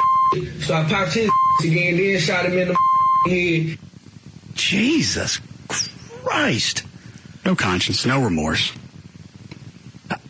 I'm blown away that something like that walks the street. They sound pissed. They only got $2. Yeah. They killed him because they got $2, or do we know why they killed him? They killed it. They were there to rob him.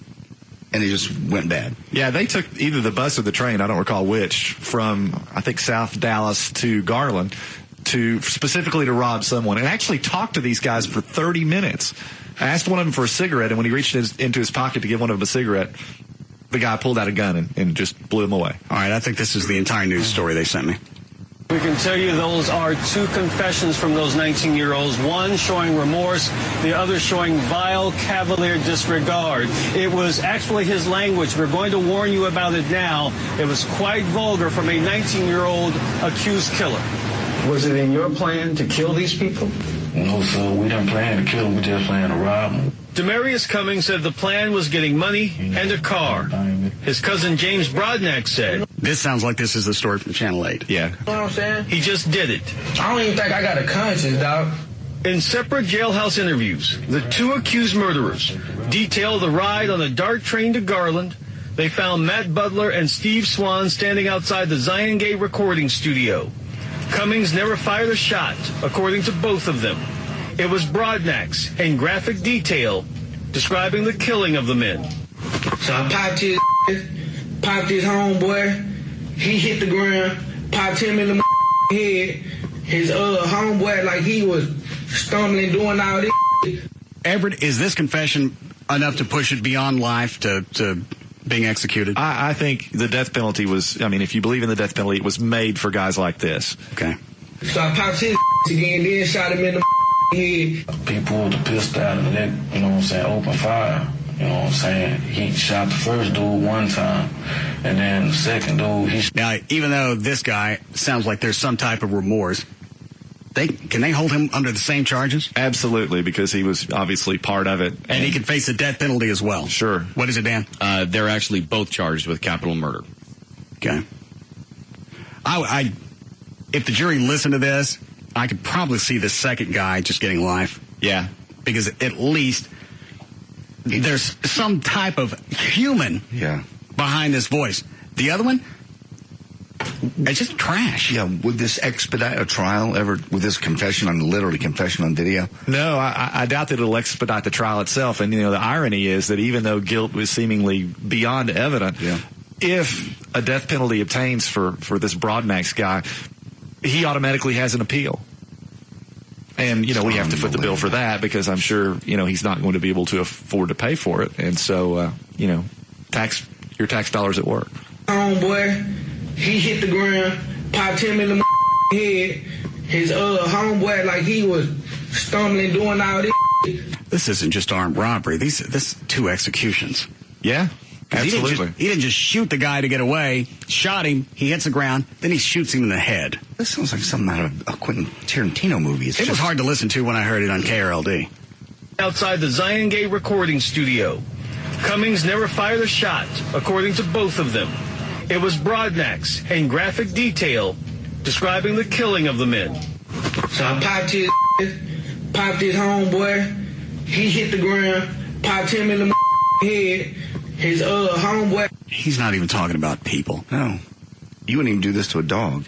And like he was stumbling, doing all this. So I popped his again, then shot him in the head. People pulled the pistol out and let, you know what I'm saying, open fire. You know what I'm saying? He shot the first dude one time, and then the second dude, he shot him one time, he fell. And then he went back and shot the other dude again, and he turned back around and shot the other dude in the head. You know what I'm saying? But I didn't shoot anybody. I ain't kill nobody. You know what I'm saying? It doesn't matter to you. Not no more. I ain't got no reason to live. Because they tell him. Nito. Me, I'm looking at the death penalty now like this. You know what I'm saying? And I didn't kill nobody. You know what I'm saying? And I want mine to be heard. I want them to know that I didn't kill nobody. Sorry, I don't know what you're saying. Nonetheless, both of them have faced capital murder charges. It does carry the possibility of the death penalty if they are indeed convicted. You heard the confessions from both of them.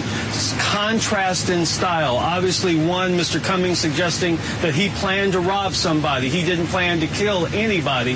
Just the opposite from the other, who says he had the gun, he fired the weapon. Reporting live, Steve Pickett, CBS 11 News. I was CBS. Well, and aside from the appeal that will undoubtedly occur when he's convicted, the other thing is we're also going, as taxpayers, going to have to pay for his defense.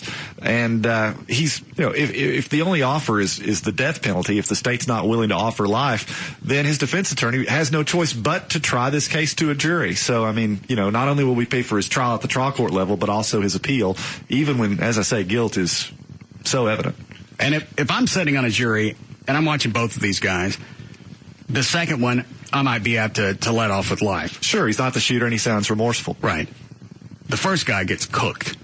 Hard. Yeah. But this makes my stomach hurt. Is there any way that an attorney would get this interview quashed? Nope. It's out there. Well, I mean, it's out there, but can it be, what do you mean in court? Admissible in trial? No, because, I mean, if this had been elicited from the police and they'd failed to Mirandize him, then potentially yes. But, you know, this is just a statement that he's making in the media that he wants heard. So, no, they can absolutely use it in his trial and unquestionably How will. would you even hang on? Which one, Dan? Line 2. All right. Yes, Tom. Hey, boss man. Just thought I'd let you know, earlier in the week, Sean Rabb from Channel 4 interviewed both of these guys, and if I remember right, the one that sounds remorseful on that CBS clip is the one that said that they went up to Garland to rob the rich white folk, because that's where all the rich white folk live. All right, thanks. Making no comment. What's to say? I just... Obviously, if you live in a poor part of town, that's not some place you're going to rob. No. Everett, you're a defense attorney. What in the world would you even start to defend that guy? I wouldn't. How? No, you wouldn't. I wouldn't. Well, obviously, somebody forced it on you. That's the same. From time to time, you're going to have to sit in that position. Where do you go with it? Well, do you try and challenge the statement that they made to the media? I think on some level, you're trying to save their lives. If the death penalty is being sought, you know, you bring in testimony and evidence that shows what a terrible life these guys have had and how awful. So you go that way. Yeah, you go, here's where they came from. This is why they think this way. This is why. Why is a horrible life that led up to this? Why is that justification, or why would that mitigate the execution? Well, I think in most people's view it wouldn't. It's just the best you've got in a case that's so incredibly terrible for the defense. So you wouldn't go at any angle to try and go back and challenge these statements that were made? I don't see. I mean, certainly you could try and challenge them, but, you know, do I think that they would be ruled inadmissible? No. Okay. Any more of those, Dan? The biggest pisser about this is it's going to be at least 20 years before the shooter is dead. Sure. Yeah. Well, you really think it'd be 20 years? It could very well be. There's one guy. How could this last longer than a week?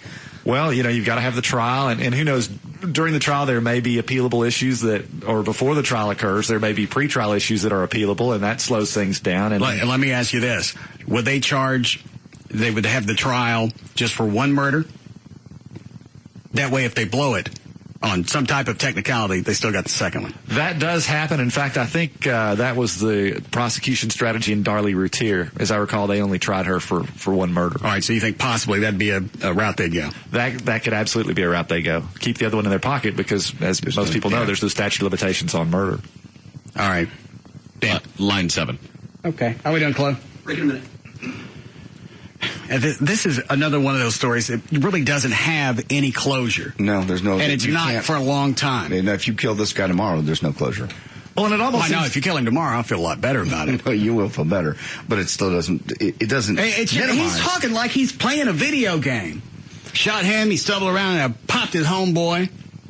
Maybe that's. I'm not going to throw video games here into the thing, but you see it enough in the movies. Maybe it's just so realistic. And this guy's even said that one thing the lawyer. I probably think when you shoot somebody in real life and you watch somebody struggling to stay alive, I think realism probably surrounds you. Not in this guy's head.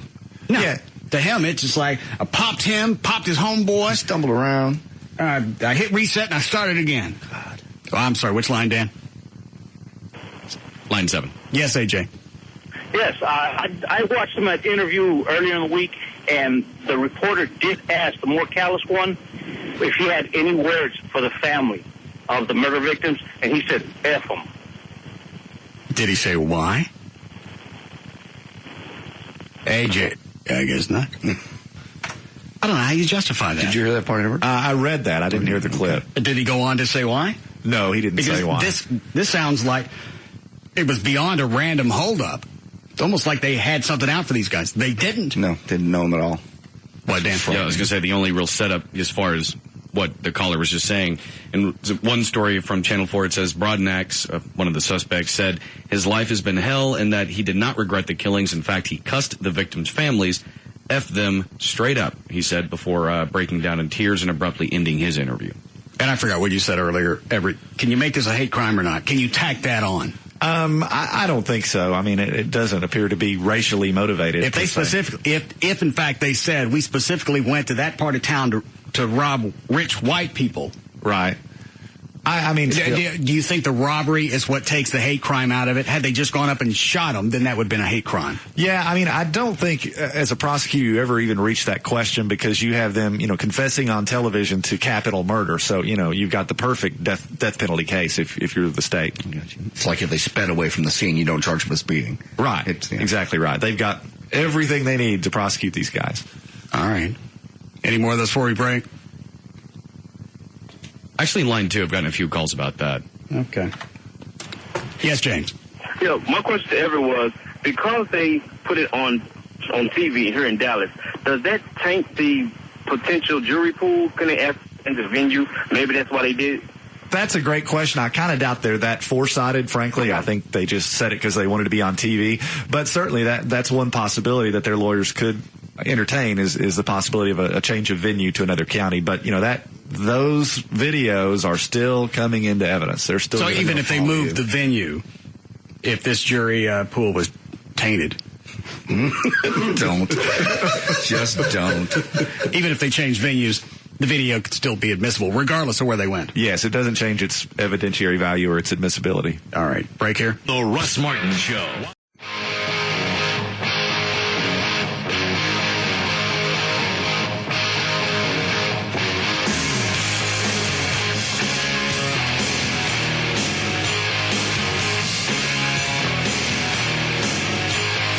Now, back to the Russ Martin Show.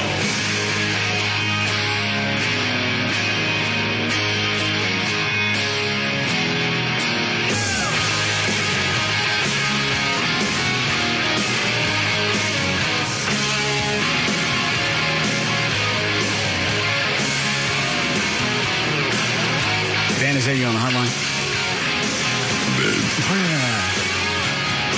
All right, what do you got? All right, traffic this time is brought to us by Toyota of Richardson and Linebarger Gogan.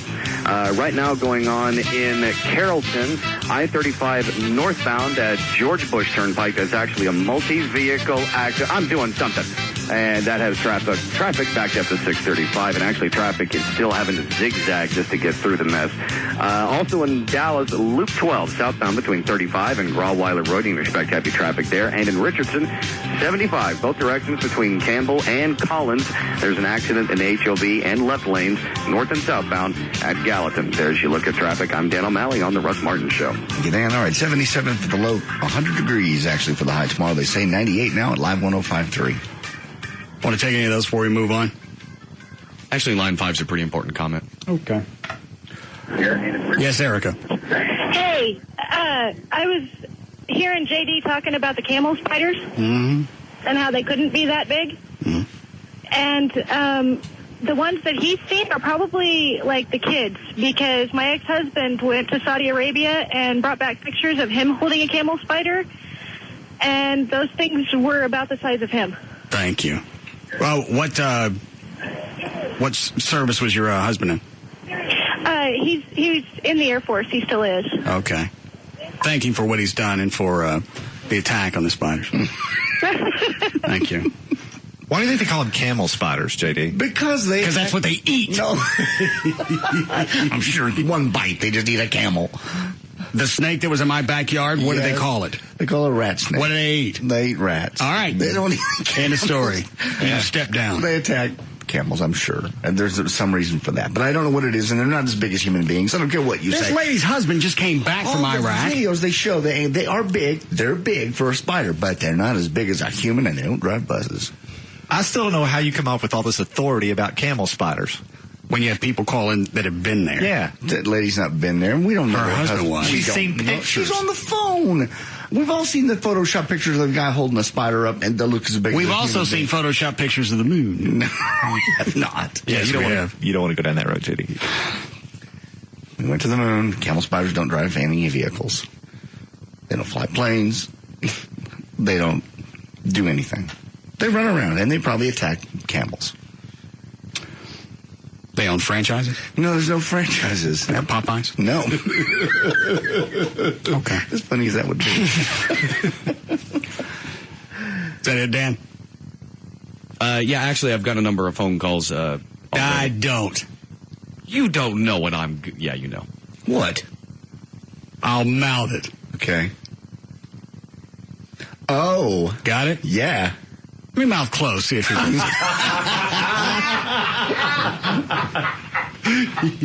You ready, Chloe? Yeah.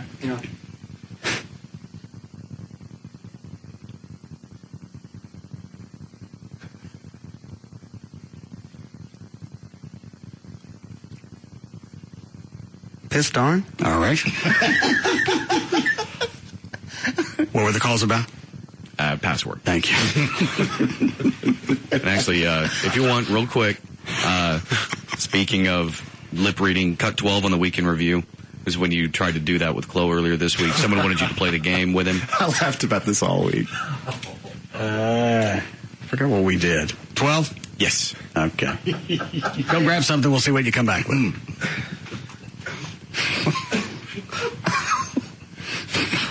Ever leading into this bit, I mouthed something to him 2 or 3 times. Yeah, I was here. It was last Friday. No, this is different. Something different. No, this is not Egg Woman. Okay. Sorry. This was just a test to see what he'd go back and bring me. Oh, okay. Can't imagine what he thinks you said. Tell him to bring me Brazilian nuts. Okay. It's the closest thing I could think of, seriously. Perfect. What'd you get? Brunswick fish sticks. In Louisiana hot sauce. We don't have any Brazilian nuts. Oh.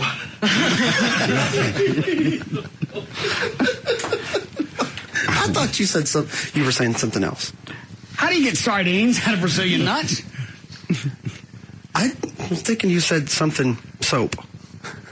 No. Seriously. And that I gave you the alternative phrasing for Brazilian toast. Or Brazilian nuts.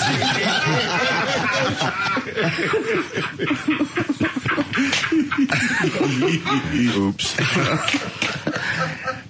Do we want to try the password? Yes, absolutely. You hate this. We won last time. Yeah. We're on a roll. It's about time you started coming around, JD. Do we still have the Egg Woman cut just to get started with? You also have the Manning audio you haven't got to. All right. I'll play that quickly for Everett. Trey, where's that on your disc? Daily Audio, Manning, Michelle Obama is a Jezebel. Okay. Daily Audio. I got it.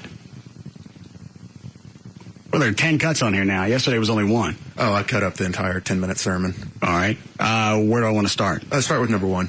Okay. Everett, we've already figured out that Reverend Manning's just throwing names out just to see who's going to come after him. And I guess he finally just got tired of jacking around and decided to go after Obama's wife. Oh, okay. Michelle Obama is Jezebel, perhaps one of the more wicked women in the world, and came out the other day on that television program The View with that dress with all her shoulders and her chest showing with a big self. And people, I hear these white folk talking about, isn't she a beautiful woman? Listen, you want to see a beautiful black woman, go get a picture of Lena Horne, get a picture of Felicia Rashad, get a picture of Halle Berry, or Esther Rowe. Get a picture of Elizabeth Sarah Manning if you want to see a beautiful black woman. Michelle Obama looks like King Kong's baby sister. That woman's not beautiful. I mean, first of all, her upper lip. If you also notice, the congregation ain't making a sound. No. With him on this one. It looks like she's smelling her upper lip, and then the bottom one looks like she's got a dip of snuff in it. That's about the ugliest woman. I mean, if Whoopi Goldberg and Michelle Obama were in a beauty contest, Whoopi would win. I mean, what's this business about how beautiful she is? Plus of all, she's a big old Amazon woman. I'm a man, I'm 6'2", 225, 240 pounds myself, but I wouldn't be caught dead with a woman that big. I mean, and it's really, we talked about this yesterday. I don't care what type of political damage Obama thinks this might do. You got to go after him.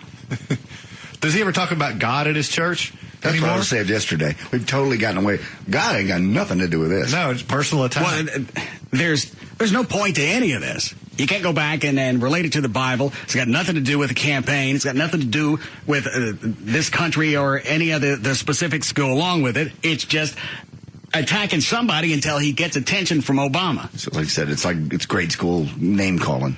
What are the rest of these? Do they get worse? It gets interesting. There's a one on there. There's two parts to it. Manning says a prayer. Play part one. It shines a new light on everything. Okay. Heavenly Father, we thank you for Clarence for raising this question. And Who's Clarence? I don't know. That Earl's brother? I think so. Heavenly Father, we thank you for Clarence for raising this question and giving me the opportunity to say why I preach and teach with the zeal and the fervor that I do. Yes, I'm one of those black men that ran off and left my family. Yes, I'm one of those black men that fathered a child out of wedlock. Yes, I'm one of those black men. What a dandy cover. Wow. Because you know somebody was going to dig that up. Why not just do it at church, make it part of a prayer? I've already prayed about that. I've admitted that I ran off on my wife. I had a baby out of wedlock. Oh, my God. But when she had a baby, it wasn't no woof-woof. Oh, my God, make it a prayer. Bring out all your dirty laundry in a prayer. That so it is covers. Freaking genius. That is. The ultimate preemptive strike. You put it. All your dirty laundry out. Once again, you've taken everything you've done and concealed it behind the pulpit, or you used God as a shield. That's greatness. I'm sorry. And the fervor that I do. Yes, I'm one of those black men that ran off and left my family. Yes, I'm one of those black men that fathered a child out of wedlock. Yes, I'm one of those black men that did not see the injury and the hurt that can never, ever be erased. And that the family that the children that grow up can never know the sense of security because their father ran out and left them, which is what I did. And so when I'm preaching out of my pain. No. But that's a dandy cover. No kidding. That is beautiful. What is two? Got two. Part two is a continuation of... What's he fess up to here? It's not so much fessing up, it's... All right. And when I see people like this lowlife called Barack, who say this slimy, this snake, this emissary of the devil. How is that preaching out of pain? Obama didn't run off and leave anybody. He didn't have a kid out of wedlock. He didn't make any choice of what family he was going to be born to. Made no choice that his dad was going to run off. Still had a white mama that raised him in poverty, and now he's a candidate for the presidency. And how do you damn a man like that? You certainly can't. And again, there's no way in hell Obama can do a damn thing about this. He just can't. You just can't. Whether you go in and slap him around or not, as Obama, you go up to the church You go, okay, I'm going to give you the chance. Say what you did to my face about my wife. Because if you say it, I'm going to eat you. Say it. And then in 20 seconds, I'm going to start growing hair. All over my body, I'm going to eat you. You just don't give this guy that kind of time. I don't care whether this feeds into what Manning wants or not. Finally, you went through the entire process of attacking his mama and then challenging him again because he wouldn't stand up for his mama. And if you guys are right, if Michelle Obama really is that big of a hothead, she gonna make him go get Reverend Manning. Wait a minute, that was one of the cuts on the Weekend Review too. It's real short. It's 26. Okay.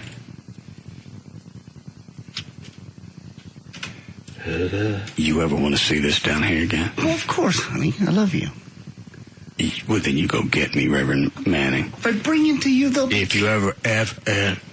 I'm playing the part of Michelle Obama on this cut. Oh, okay. All right. And I would be Barack. You ever want to see this down here again? Well, of course, honey. I love you. Well, then you go get me, Reverend Manning. If I bring him to you, though. If you ever want to see the wolf puss again.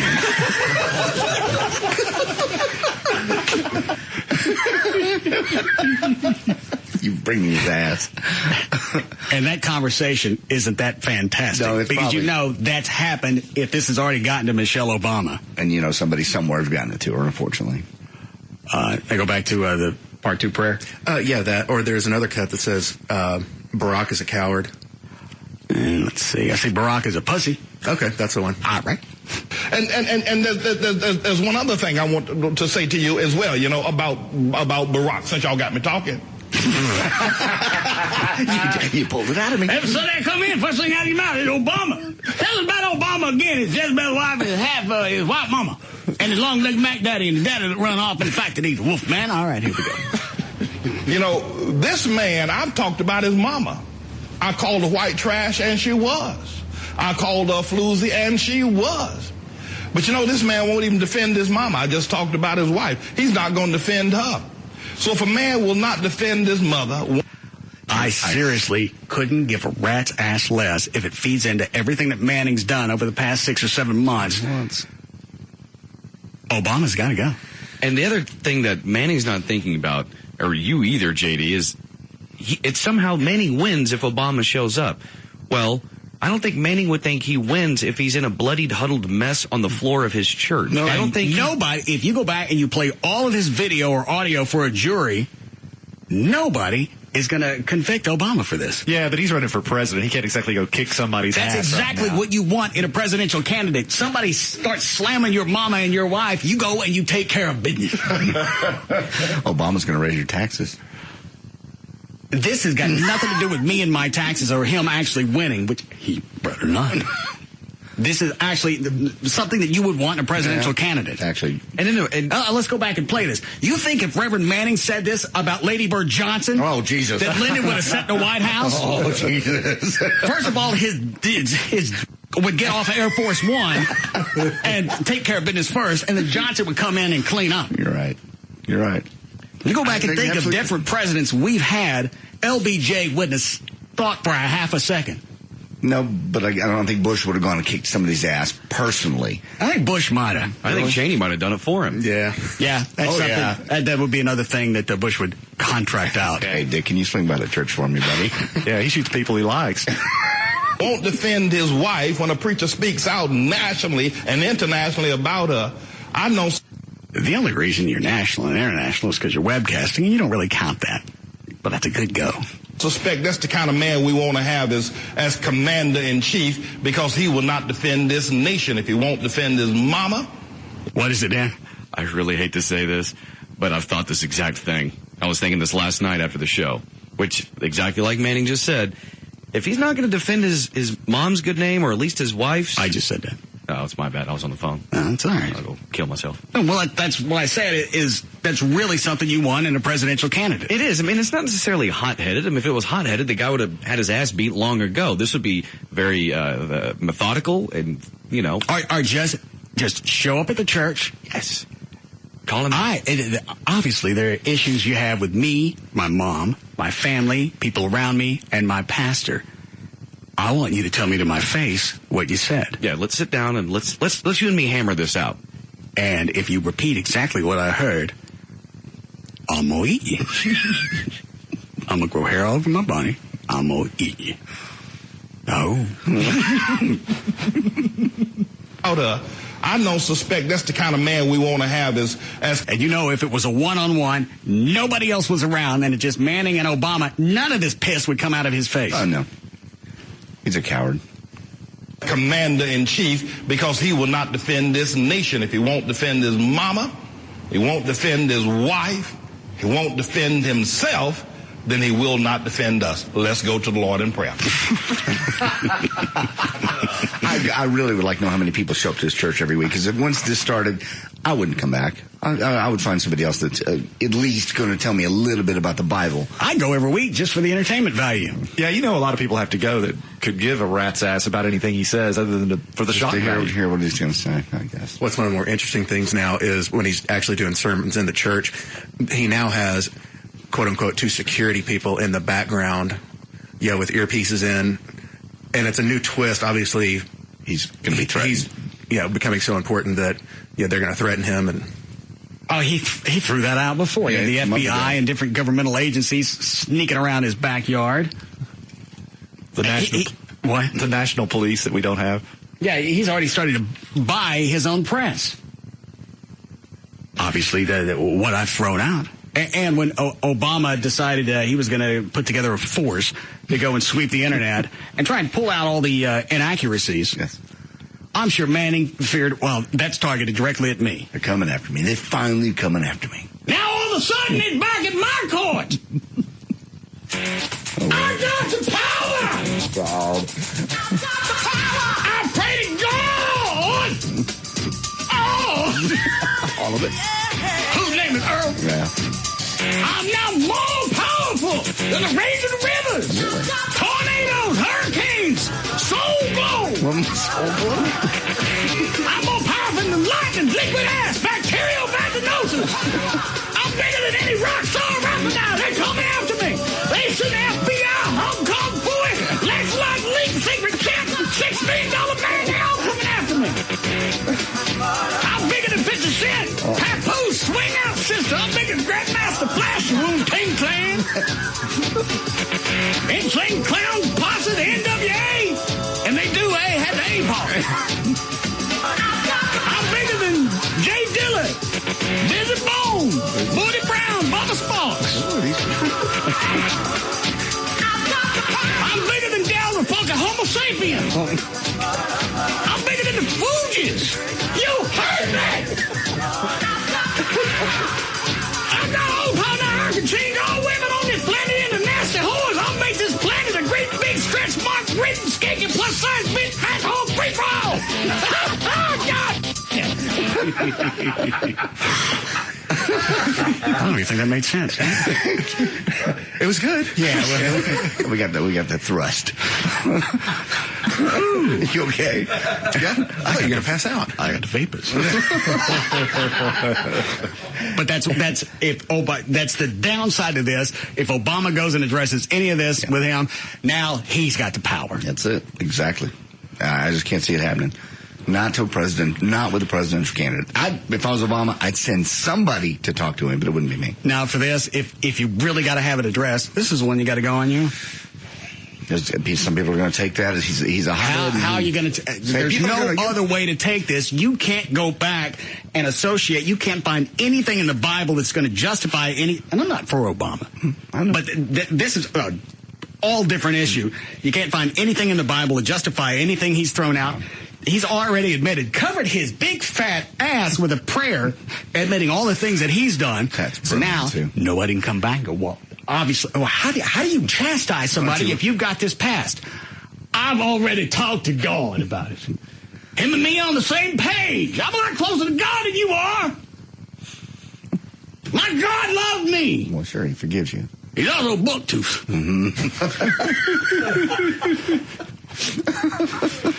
Any more of those, Dan? Dan. 5's an interesting next step, possibly. All right. The other thing I don't get is if in Reverend Manning's prayer, He's praying for the families and the kids that he left in Ralph. Why don't you go back to them? Why don't you go back and give them the security that they should have had 30, 40 years ago? I've moved on. God's forgiven me. Yes, Aaron. Yeah, boss. I was saying if he doesn't come after him when he's talking about his wife, I think the next step's going to be his kids. I think if, at this point, if Trey and everybody else is right, if Michelle Obama really is that hot-tempered, that's going to be the name that's going to send, what's his first name? Barack? Yeah, Barack. Thanks, Aaron. Barack after him. Over the top. I don't know. She's going to pound him nonstop. Honey, what? You better go take care of that man. Let me explain this to you. I'm going to explain something to you. If I'm going to be president. This down here? Yes. This thing going to shut up shop. Well, listen to me. This thing ain't opening ever again. You don't understand. And you can't go find somebody else because you're president. Well, I know. But you stuck with me forever. Now you go get that man. And you better bring him to me. Honey, when I'm president, people are going to say... Hey, you start waving right now. Well, wave your hand like this. Wave by the woof woof push. When I'm president, people are going to say things about us. We're just going to have to... You ain't president yet, and this man's talked about me. You either go get that man... Yes. Or you can start waving goodbye to the tarantula train. I'll look into it. You go get him. I'll go look into it. I want to see him here tomorrow. I can't get him tomorrow, honey. I'll sleep with white people until you go get me Reverend Manning.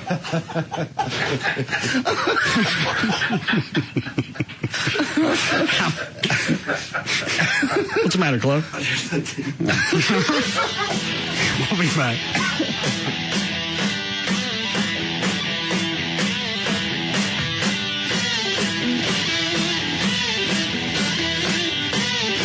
We'll be back to the Russ Martin Show.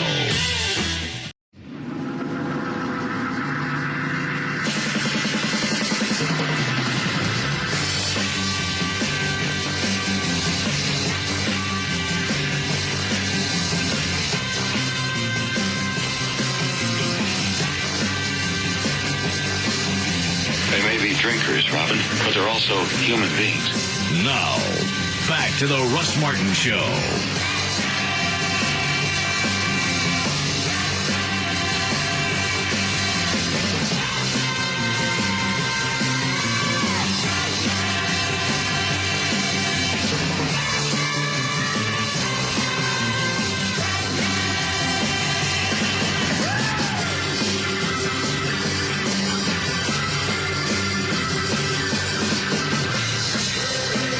What do we have that we could win today if we play password? Well, let us see. Where did the sheet go? I had it here 2 seconds ago. All right, we have tickets for Hootie and the Blowfish tomorrow night at Billy Bob's, Texas. We have gift certificates to Blue Bruce Madison, limo rides from Limo George, and Fool's Gold on DVD. What is that? That's a movie with Matthew McConaughey and Kate, what's her name? Hudson. And they are on this big just adventure through the Bahamas. And he looks hot and she looks hot. You see all of it? I've not seen all of it, no. All right. You want to give this a shot? Sure. Trey, did you go during the breaks? Did you go through the whole procedure with all the cannons with everybody? Yes. Everybody can load, reload, and fire. Yes. Who are you going to take? Dan, Chloe? Who'd you show?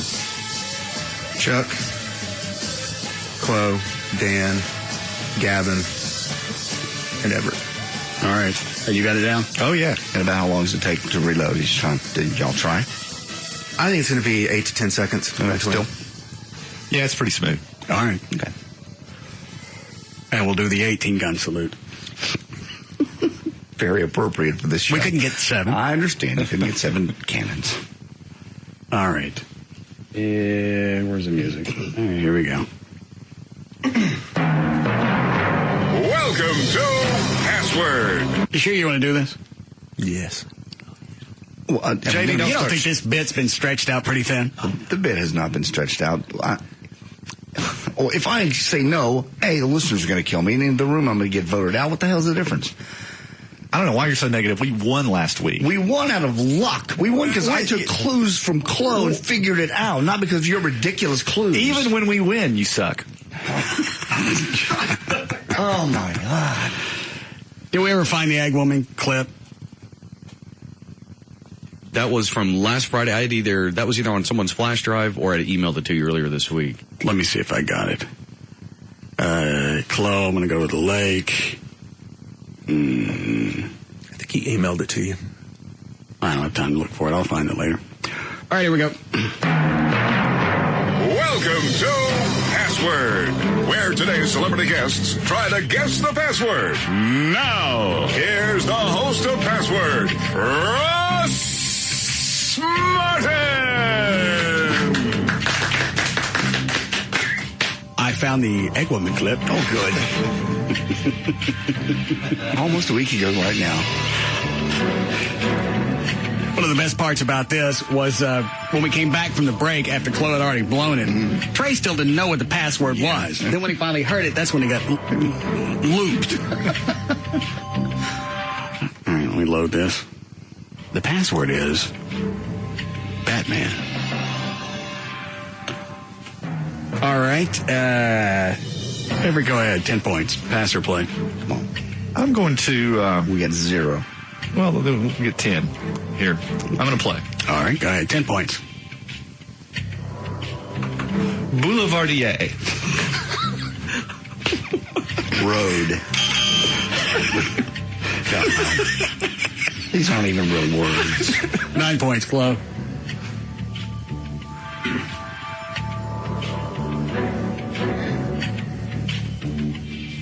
I can't get past that. Great. Now Everett's vexing my part. Finally, evenly matched. And I can tell Chloe's locked up. So I mounted to him, Catwoman. Sure.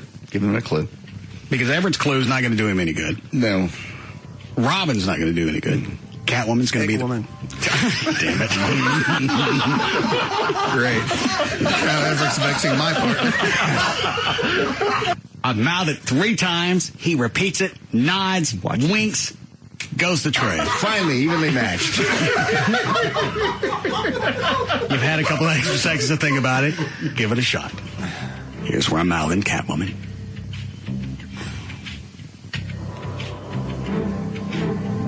Egg woman.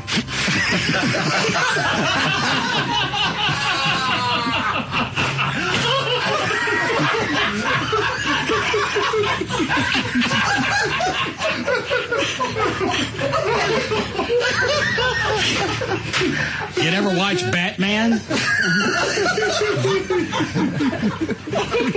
There's no egg women on Batman.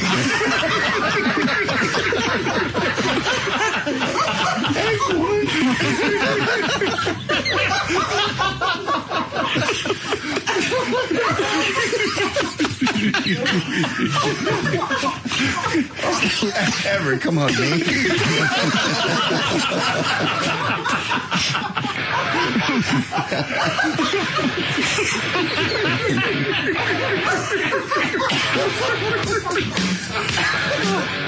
All right, I think that's the whole clip. We all laughed like little girls through that whole commercial break. Oh, yeah. We just pass each other in the hall and go, egg woman. That's all Trey and I did all weekend. Oh, just yeah. text messages back and forth. Nothing else. Egg woman. All right. There we go. All right. Trey, JD, headphones off. Chloe, Everett. The password is plant.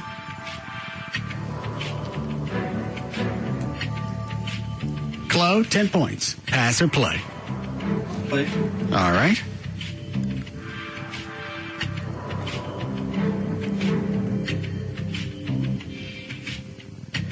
Egg.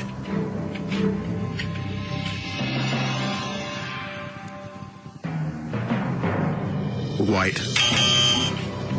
9 points, Everett. Phytological. Just give me one. Just give me one. Just once. Let us win and get ahead. That's a good clue. Oh, damn, like you know all these words. And clothes made sense. Actually, it did. Very much so. Yeah, put them together. Give it to him again, Everett. Phytological? I'm out. I have no clue. 8 points, Chloe. Logical. Photosynthesis.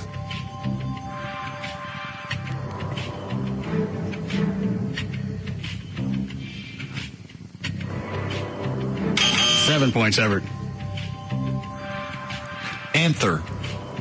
I have no idea what the hell you just said. Is it plant? Yes. Thank you. Thank you, Chloe. How many points was that? 7? Did you get the first clue now? No, I got the first clue now. All right, Everett, Chloe, headphones off. JD and Trey. The password is taint. JD, you have control. 10 points. Pass or play? I'm going to go ahead and pass once. Trey, 10 points. Saggy. Is it just taint? Damn it. Why is that not funny to me? Because you have it. Okay. JD, Trey, headphones off. All right, here we go. Everett, Chloe. The password is window. All right, Chloe. 10 points. Pass or play? I'll pass. Everett, 10 points. Fenestration.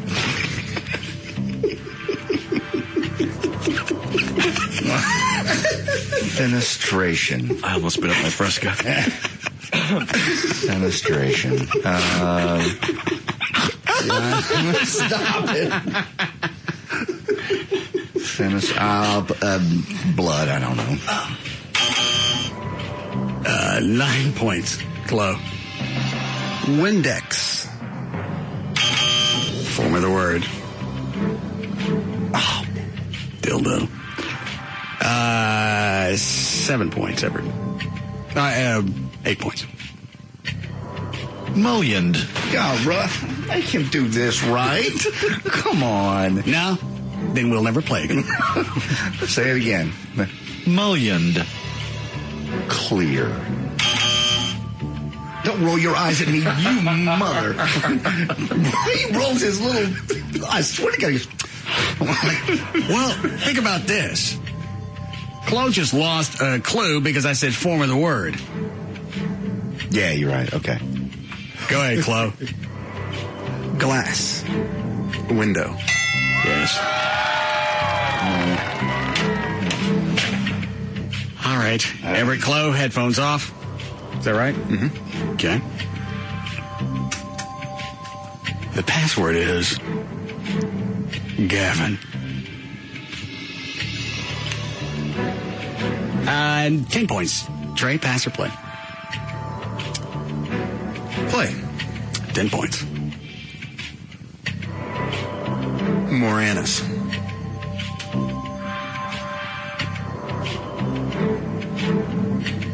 Rick?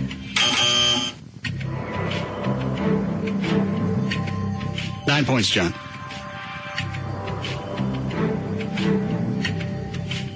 Pussy. Lucarne. Don't even think about it. What's obvious? Wait, was that a word or a person? Didn't even hesitate. Well, I thought I had the it. palm of my hand. Mm-hmm. Yeah, it's not. It's not. I'd ask you what that means, but you can't say. All right, Trey. 8 points? Mm-hmm. All right, 8 points. Spineless. Hold on. What is it, Gavin? Oh, nothing. Did you want something? No, I voicing something, my opinion. Try it again, Trey. Spineless. Jesus! Gavin? Yes. Okay. I thought it was Lucarne. What the hell does that mean? May I ask? No, because you're being such an ass. I'm not telling you anything. All right, Trey, JD, headphones off. JD, headphones off. I am. I got it. What the hell's the difference anyway? The password is Gavin. Who got the last one? They did, of course. It's 25-8. 10 points, Chloe. Pass or play? Play. All right. Gavin.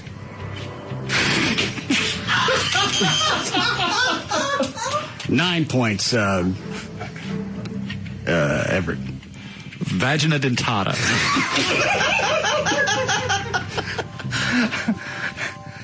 Gavin? All right. I'm learning something. What's the score? We're winning. It's 25-17. We're not winning. Claudia, you think that's too much of a clue? That actually is the answer. I mean, slick. Just trying to see if anybody would notice. We may have to start playing this game every day. Yeah. Shut up, Chuck. Sit back there. All right, Everett, Chloe, headphones off. The password is cloud. 10 points, John. Pass or play? Okay, I'll play. 10 points. Fluffy? Jalusi. No, not Jalusi. I don't know that word. Why would it be that word? That's just what it sounds like. Say that again. Jalusi. Not you. I don't know that word. Why would it be that word? That's a damn fine point. Jeez.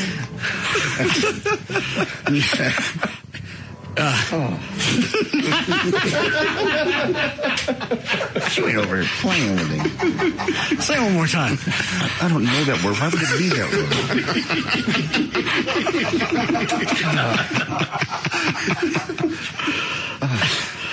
All right, 9 points, Trey. Thunder. Cloud? Yes. What's the score so far, John? 170 to 34-17. It's not too bad. You losing? Yes. Just for the moment, the game's not over. Don't be so negative all the time. We won last week. I don't know what that word. Why would it be that word?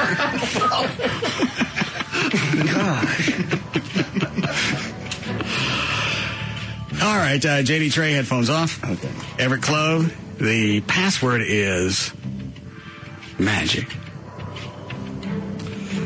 Who got the last one? We did. All right, Clove, 10 points. Pass or play? I'll play. 10 points.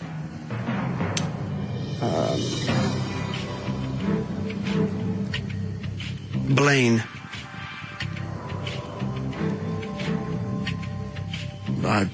No clue. 9 points, Everett. Don't give me the wind up in the pitch. Just say it. Prestidigitation. Oh, you piece of...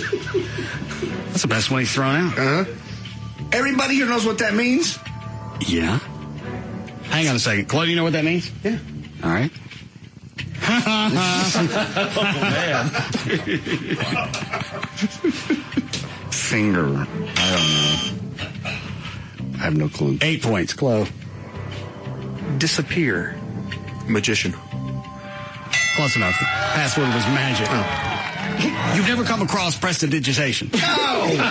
Are you out of your mind? What the hell is it? What's the actual definition? Prestidigitation. It's got something to do with a hand. Yeah, sleight of hand. Yeah, sleight of hand. No, I've never heard of that. Everybody else has. Shut up. Can I have another partner? You are this close. Knock you off that stool. How are we doing, Chloe? Breaking 2. 41-17. We'll rally. Okay, Everett Chloe, headphones off. I'm not beating this one to death. Mm-mm. The password is Gavin. Take control. 10 points, straight. Pass or play? I'll play. 10 points. Spineless. Gavin. Just flip me off from his office. He's on the phone with somebody. And Finger up. All right, JD, Trey, headphones off. Sure. Everett and Chloe. The password is hallway. All right, Chloe, 10 points. Pass or play? I'm going to pass. Everett, 10 points. Narthex. Narthex. Narthex. Narthex. No, TH, fool. Narthex. Narthex. Narthex? House. I have no idea. 9 points, Chloe. Prestidigitation. Passage. Come on, Narthex Passage.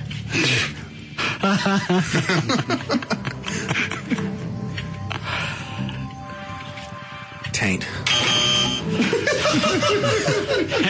Okay. 8 points, Everett. Wainscoting.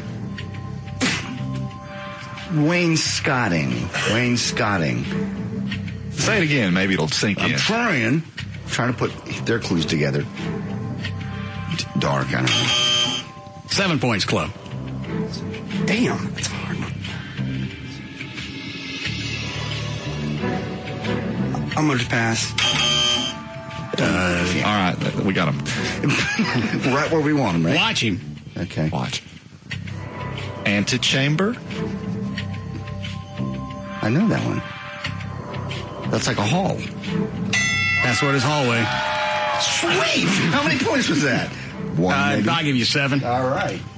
What's the score? Shut up. 51-24. What do we have? No chance. We got time for one more? One more. All right. Yeah. Everett, Chloe, headphones off.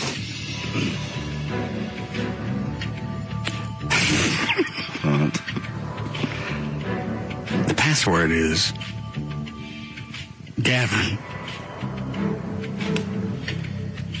10 points, John. Pass or play? Well, we can go with,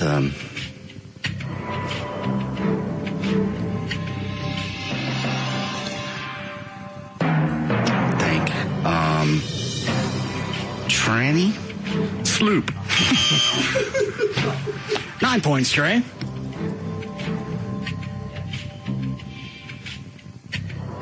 Pussy. Oh, well, yeah, totally. That's what I was saying.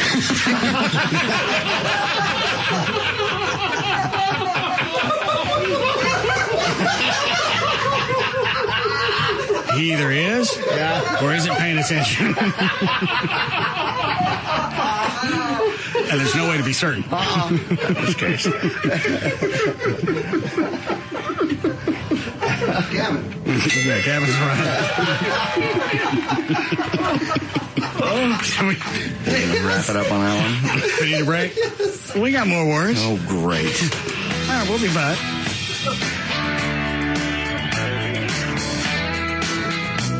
We'll be back to the Russ Martin Show.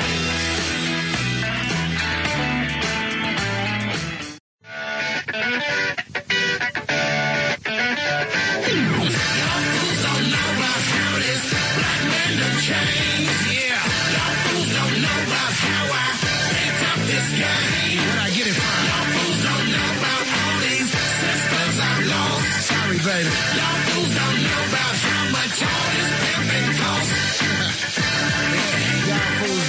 Now, back to the Russ Martin Show.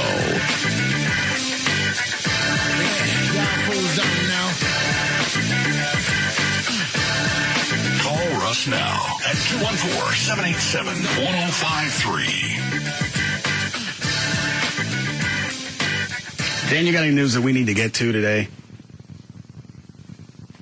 Dan. Sorry, I was readjusting a couple of things. There's one thing that came out, I believe it was yesterday or day before.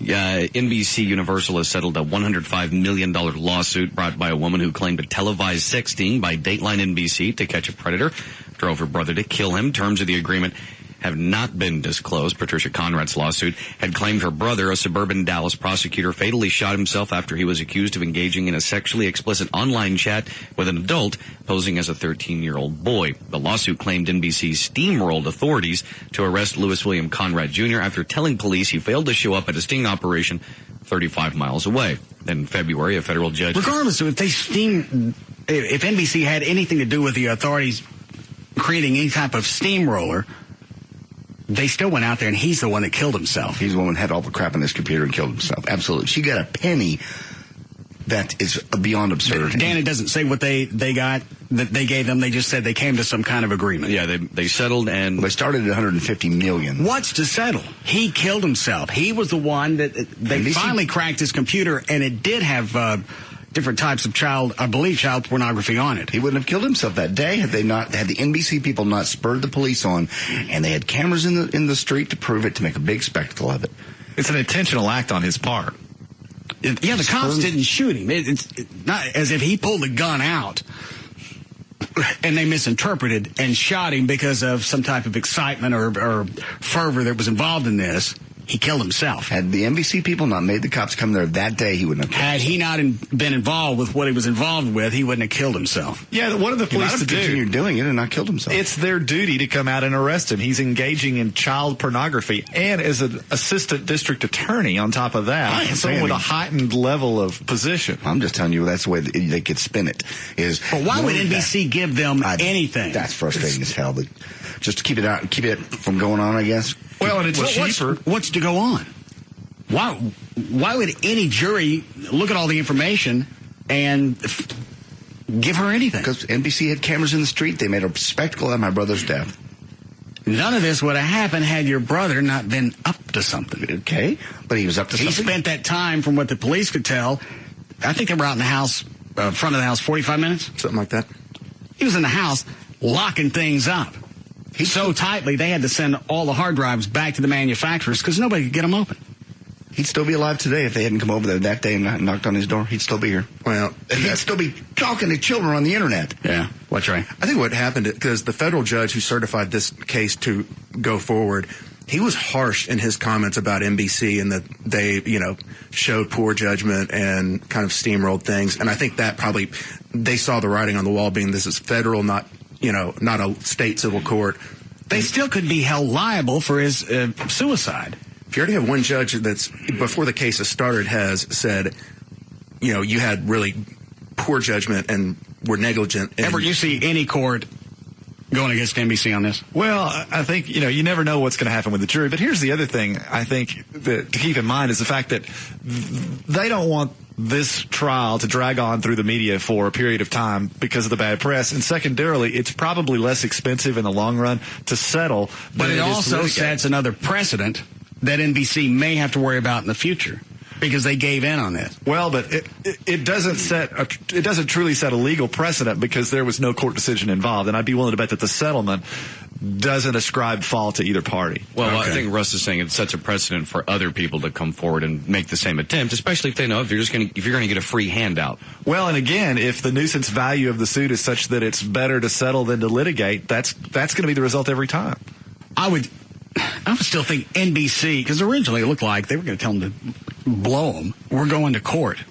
Because I don't think most juries are going to have any type of compassion for anybody that's into child pornography. You're right. But, the legal standard that they may have to follow may give them a little choice. You never know what's going to happen ultimately when these facts get in front of a jury. And, again, what about if they presented the images that were on the hard drives that he was trying to lock up? Well, certainly that might sway a jury if ultimately that's admitted. And I don't know, I'm not offering an opinion on whether it would be or not. But again, I think it's a cost-benefit analysis on the part of NBC. It's less expensive, it's less damaging image-wise. Well, to sell it and make here's it go another away. thing to consider is they didn't rush the house. They didn't come in, knock the door down, run in and grab him. He freaked and pulled a gun. They called him from outside. They told him, here's what's going on. He's the one that panicked, decided, I got no way out of this, and he made his choice. Yeah, I agree with you factually, but strictly looking at it from a business standpoint, they may have made the better move. Okay. Which one of those, Dan? Line one, actually. Yes, Gregory. Billy. Hey, Russ, what's going on, man? Hey, it's been an awesome week, dude. I just wanted to say, capped off by a fantastic Friday. And, I'm sure I speak for a lot of people in Dallas-Fort Worth that you'll be missed next week, man. This ain't got no zinger? It's a compliment. No, not really. I don't know that. Yes, you do. It's a take a compliment every once in a while. You're very generous. Thank you, sir. Schwimmer. All right. We should just leave now. That was a good one.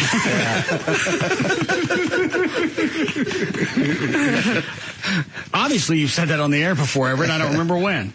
Well, I think that's your version of schmoodle. I don't remember saying schmurmer. Yeah, we went through a time where we were all saying it a lot. Schmurmer? Schmurmer. Schmurmer. No. Schma. Oh. Schmoodle. The various ways we get off the phone with each other. Certainly a show to be proud of. When they call in and say they're going to miss you, it's pretty nice. I had one more story I wanted to tell you. Go ahead. Did I miss something? Did Chuck pass out in the back? No. Okay. Real quick, Frederick County, Maryland, the sheriff's deputies are looking for a man who attacked a convenience store with a banana. Don't want to know anymore. You don't have to. I mean, you got the crux of it right there. There was a story this past week where a guy, they actually had the store security camera video. Guy went in and tried to hold up a convenience store with a house plant. Anybody else see it? I saw it. And he's I'm not kidding. He's jabbing it at the clerk like, you better give me that money. Like a poinsettia? We got a house plant. It was something with long, sticky leaves. How bad? Not a cactus. You know what I'm talking about, Trey? It looked like almost like a little pine tree. Yeah. He walked in like this over his head. Over his head. And he's sticking it like this. Yeah. The base of it. Yeah. The guy. You ain't getting cash. I don't think he did. Imagine telling that story to your cellmate. I mean, for kind of armed robbery. What are you armed with? Well, I was just there. It's going to be armed when it comes up on the thing. It was a house plant. What kind? This one happened to be a hibiscus. Oh, yes. I should have got him with one of them bougainvilleas. Just the name scares me. Yeah, I understand. Actually, just a little bit more on the banana attack. All right. A man walked into a 7-Eleven store just after midnight Wednesday and demanded money. When the clerk refused, the man became so agitated he started grabbing items off the counter, and of course he snatched up a banana and began smacking the clerk with it. Problem is, clerk pulled out his knife. Well, that's an old story we've heard. There's one more thing we can review I think Everett should hear before we get back into the password. Are you waiting for me? No. The room seems that was a throwaway line. I didn't expect any laughter out of it. Okay. Number one out of week in review. Let that set just for a second, JD. Sure. He's not going to get it. It wasn't that big of a deal. I know he's not going to get it, but I'm enjoying it. It was a good one. We'll finish password. Okay. Somewhere, someone just wrecked. Hard. Over the knife fight with the banana comment? Uh-huh. All right. Who scored last? Do we remember? We did. Okay. Can we erase the score and start over? What the hell is that? Is that my computer? Hang on, I got to find the password music. All right, I got it. Can we do what? Erase the score and start over. Doesn't make any difference to me. Yeah, it won't make any difference. What's the score now? 60-24. 60? 60-24. Yeah, I cleaned the slate. Thank you.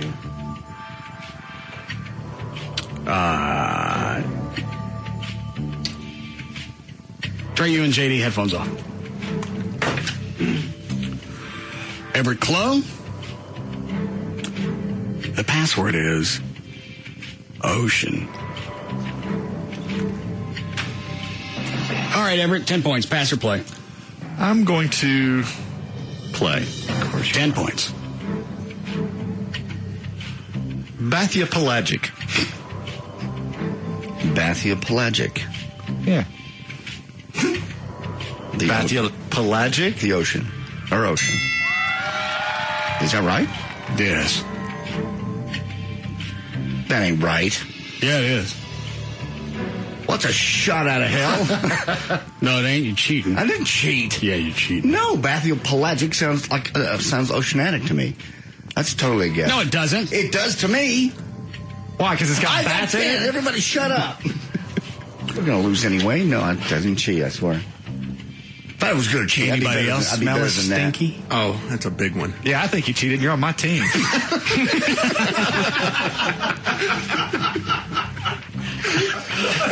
The cannon's going to be ready Bath for the end of the sounded show. like water to me, and I was thinking pelagic sounded large.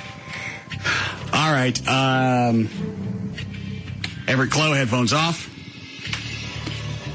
JD and Trey. The password is television. All right, John, you have control. 10 points, pass or play? I will play. 10 points. Don't give me the hands like you weren't ready for a clue. I'm ready.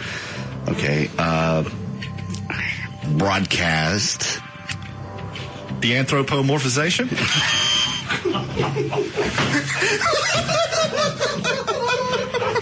No, I think we missed that one.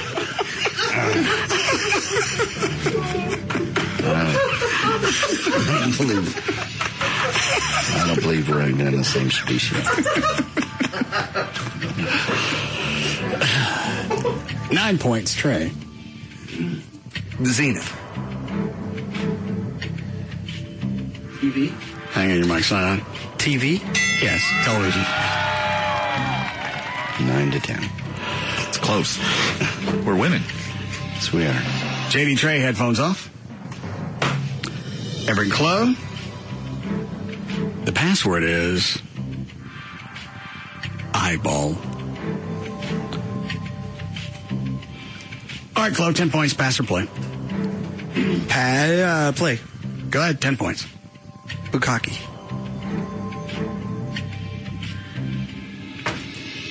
Asian? 9 points, Everett. Superciliary. Oh, stop it. That's a perfect clue. Oh, It's right up there. That's one of his best yet. I almost said the answer. I did, but I'm in a different room, so I got away. spider web. 8 points, Clough. Shoot. Ejaculation? 7 points, Everett. Palpebral. Damn it. Heartbeat. 6 points, Clough. C.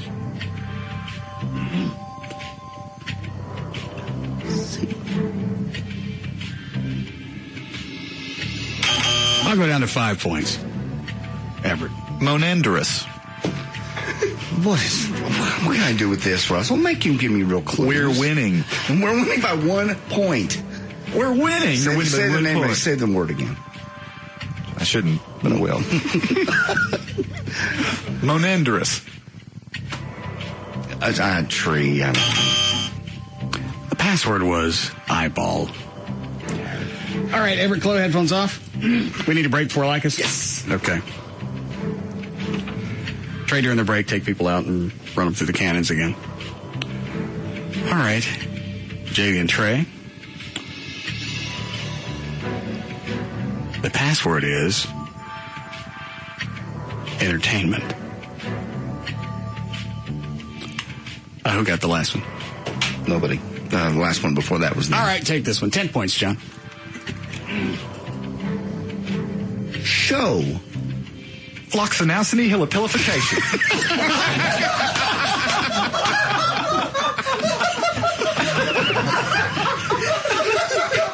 Oh, yeah.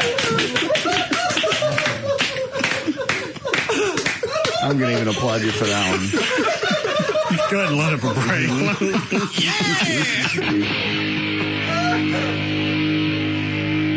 We'll be back to the Russ Martin Show.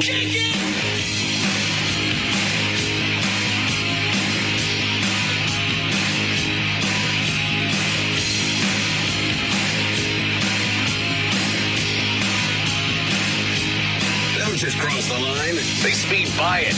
And don't look back. The Russ Martin Show.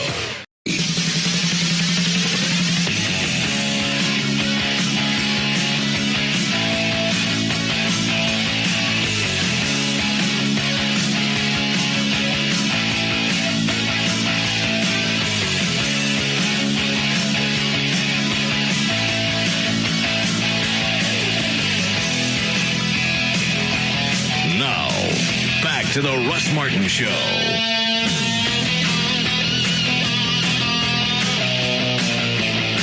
John, you got anything you want to get to before we go since everybody else is outside? I had a couple things, but they're kind of going to be anticlimactic at this point. Oh, started up Brooke Hogan saying it's okay that Hulk Hogan rubs oil on her bikini-clad butt. His daughter? Yeah. Why would that be wrong? They just because she's a hot little girl and that's his daughter. You don't. He's not looking at her as a hot little girl. She needed oil on her bobo. That's daddy though. If you saw that at the beach, and you knew it was a dad and a hot teenager girl. Wouldn't you go, "Oh, dude, stop"? No, you wouldn't. No. Don't give me that face. That's a teenage girl and the father. Hell yeah. God. That creeps me out. Sorry. All right. Let's see. Trey? Yep. Everybody out there set to go? We're ready, locked and loaded. Okay. Everybody understand how this is going to work? Yeah. Fire, unload, reload, fire. And they practiced earlier, right? Yeah. Yes. Okay. Okay. And you got the plugs, John? I do. Okay. Here we go. Thanks for throwing the mic down. What was that? I just drop it right here. I'm sure they're not listening.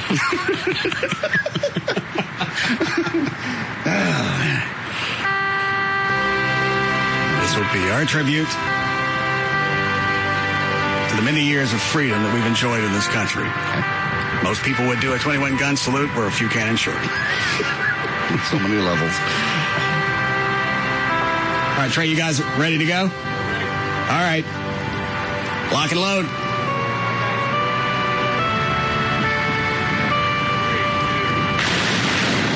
Wow. Damn. Whoa. Unload, reload. That's awesome.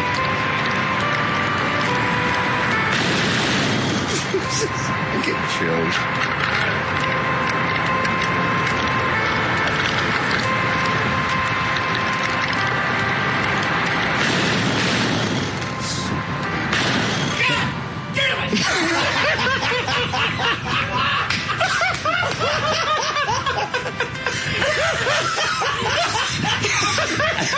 Well, let's guess who the late cannon was.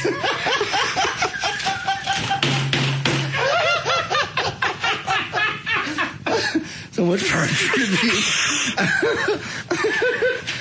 I just halfway through, our little group of goobers couldn't pull it off without a screw up, and it had to be shaky, shakiest cannon in the West. What is it? Oh my God! Stop it, Chloe. It was still beautiful. Trey, you guys come back in here.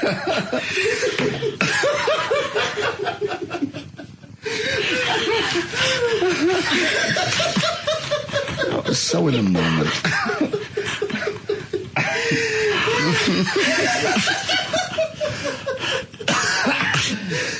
I'd ask Chloe what happened, but I'll wait. I'm sure. Look at Trey's face. What happened now, Trey? Well, I thought everything was going well, but it turns out numbnuts Chloe, evidently he couldn't fire in sequence, so he, about 2 seconds late, I think everything's done, great, finally got it done.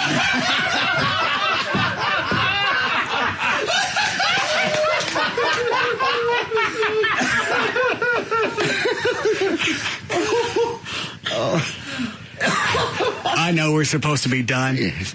Chloe, load a short break. Dan, you go pull that audio for me. Yeah, you got it. And we'll be back. Stick a bumper in there. Thank you.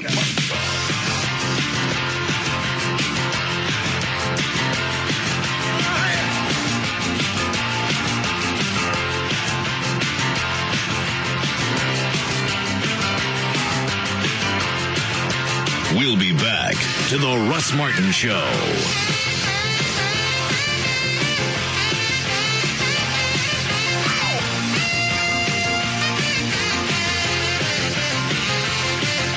The #1 Show is found right here. The Russ Martin Show.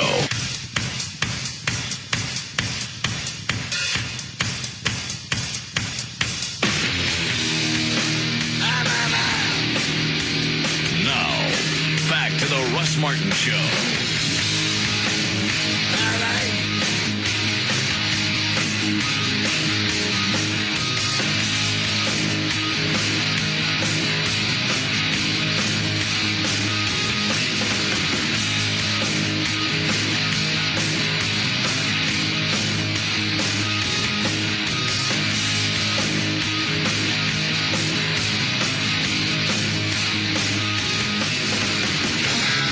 Like a freaking scene out of broadcast news. It's pretty crazy. Well, they ran in there to check with Dan. He said he emailed me the file. JD comes back in. I went, get the plugs. Dan's not ready. The email didn't come in. I told Dan, I went, go burn it. I told JD, go back and get the plugs. Then I'll go back into the hall. The bumper starts. Dan hands me the disc. Meanwhile, JD has to go back and hand the plugs off again. Are you sure the file's on here? I sure as hell hope so. Okay. It should be, though. How much of the bit did you give me? From the point where you asked, is everything ready, all the way until you slammed the counter from laughter. So it's about 1:42 total, I think. Perfect.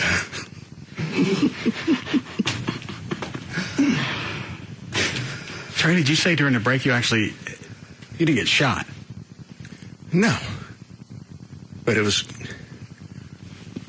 pointed, somehow he had turned it where it's pointed at me or closer to me. He didn't get shot because it's a blank. That shockwave, though, feels like you've been shot. You can still get powder burns, though. Yeah. And on my back, turned, so that came out of nowhere. Didn't you say white men can't jump? All right. Everybody out there set to go? We're ready, locked and loaded. Okay. Everybody understand how this is going to work? Yeah. Fire, unload, reload, fire. And they practiced earlier, right?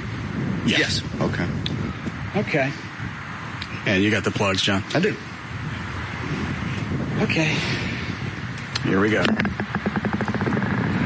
Thanks for throwing the mic down. What was that? I just dropped it right here. I'm sure they're not listening. Oh, man. Before I play the rest of this is damned impressive. This almost sounds like 6 full-blown cannons as opposed to 18-inch ones. This little thing, I mean, they pack one hell of a punch. I mean, it's just... Especially when they pointed at you. Thanks for reminding me. This will be our tribute to the many years of freedom that we've enjoyed in this country. Most people would do a 21-gun salute. We're a few cannons short. So many levels. Let me put that on my tombstone.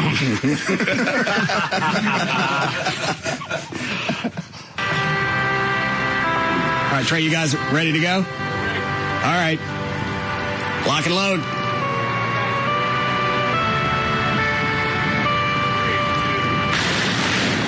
Wow. Damn. Whoa. Unload, reload. That's awesome.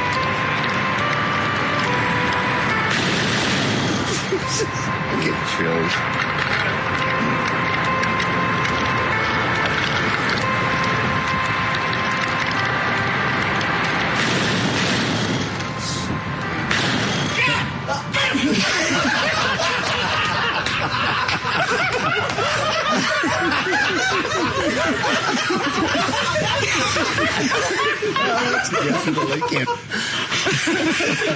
The retarded cannon.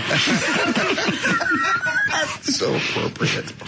I'm trying to go out on a patriotic note. I think we've made it in our own special People way. take freedom for granted. I know. Something I'd like to stop and at least for a moment bookmark it in time, and I got a nice God damn it at the end of it.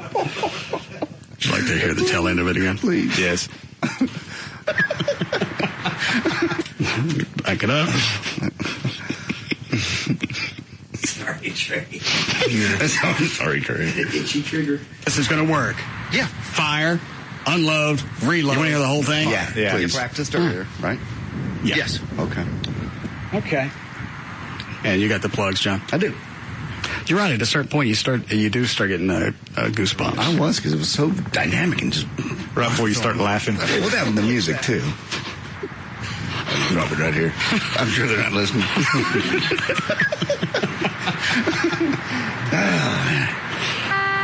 I can't keep from laughing all the way through this because I'm not You ready to go, Chuck? Yes. Okay. This will be our tribute to the many years of freedom that we've enjoyed in this country. Most people would do a 21-gun salute for a few cannon short. So many levels. All right, Trey, you guys ready to go? All right.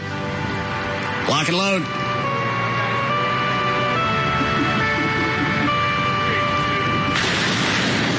Wow. Damn. Whoa. Unload, reload. That's awesome.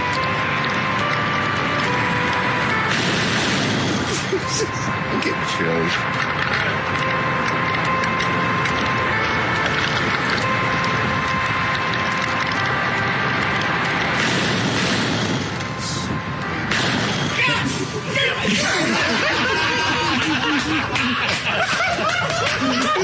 Let's go, Chuck.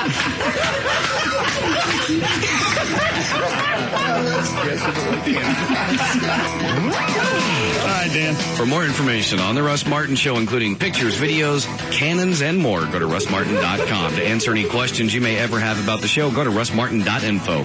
To email the show and during the show only, send that to studio@russmartin.com. Other show websites, johndavidryan.com, danomalley.com, on the air tomorrow, 47, djclo.net, treytrenholm.com, and for Chuck on the keyboards, chuckwheat.com. To reach Everett Newton, the rock and roll attorney, call his office at 214-823-LAWS, or just go to his website, dallasattorney.com. The official caterer of the show is Sugar Babies Barbecue, their website, sugarbabiesbbq.com.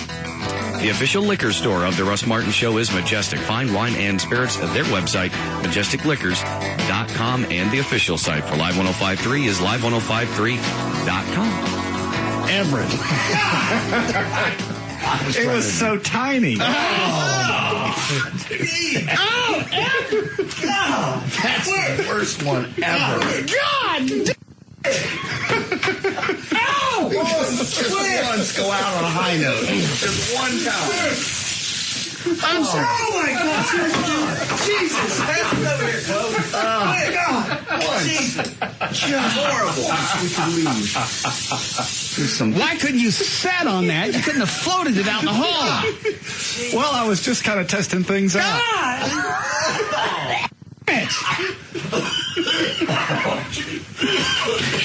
Dan, set off the Amber Alert. Club, you got the spots loaded? Yeah.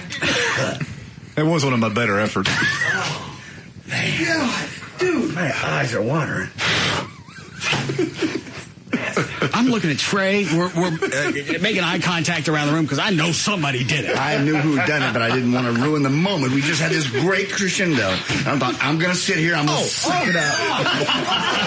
It's coming through the window. Make it to the newsroom? Oh, God. Dude, that's double pane glass. Oh, you want another one? No, I was just saying what? Oh. You made it mad. Oh. That's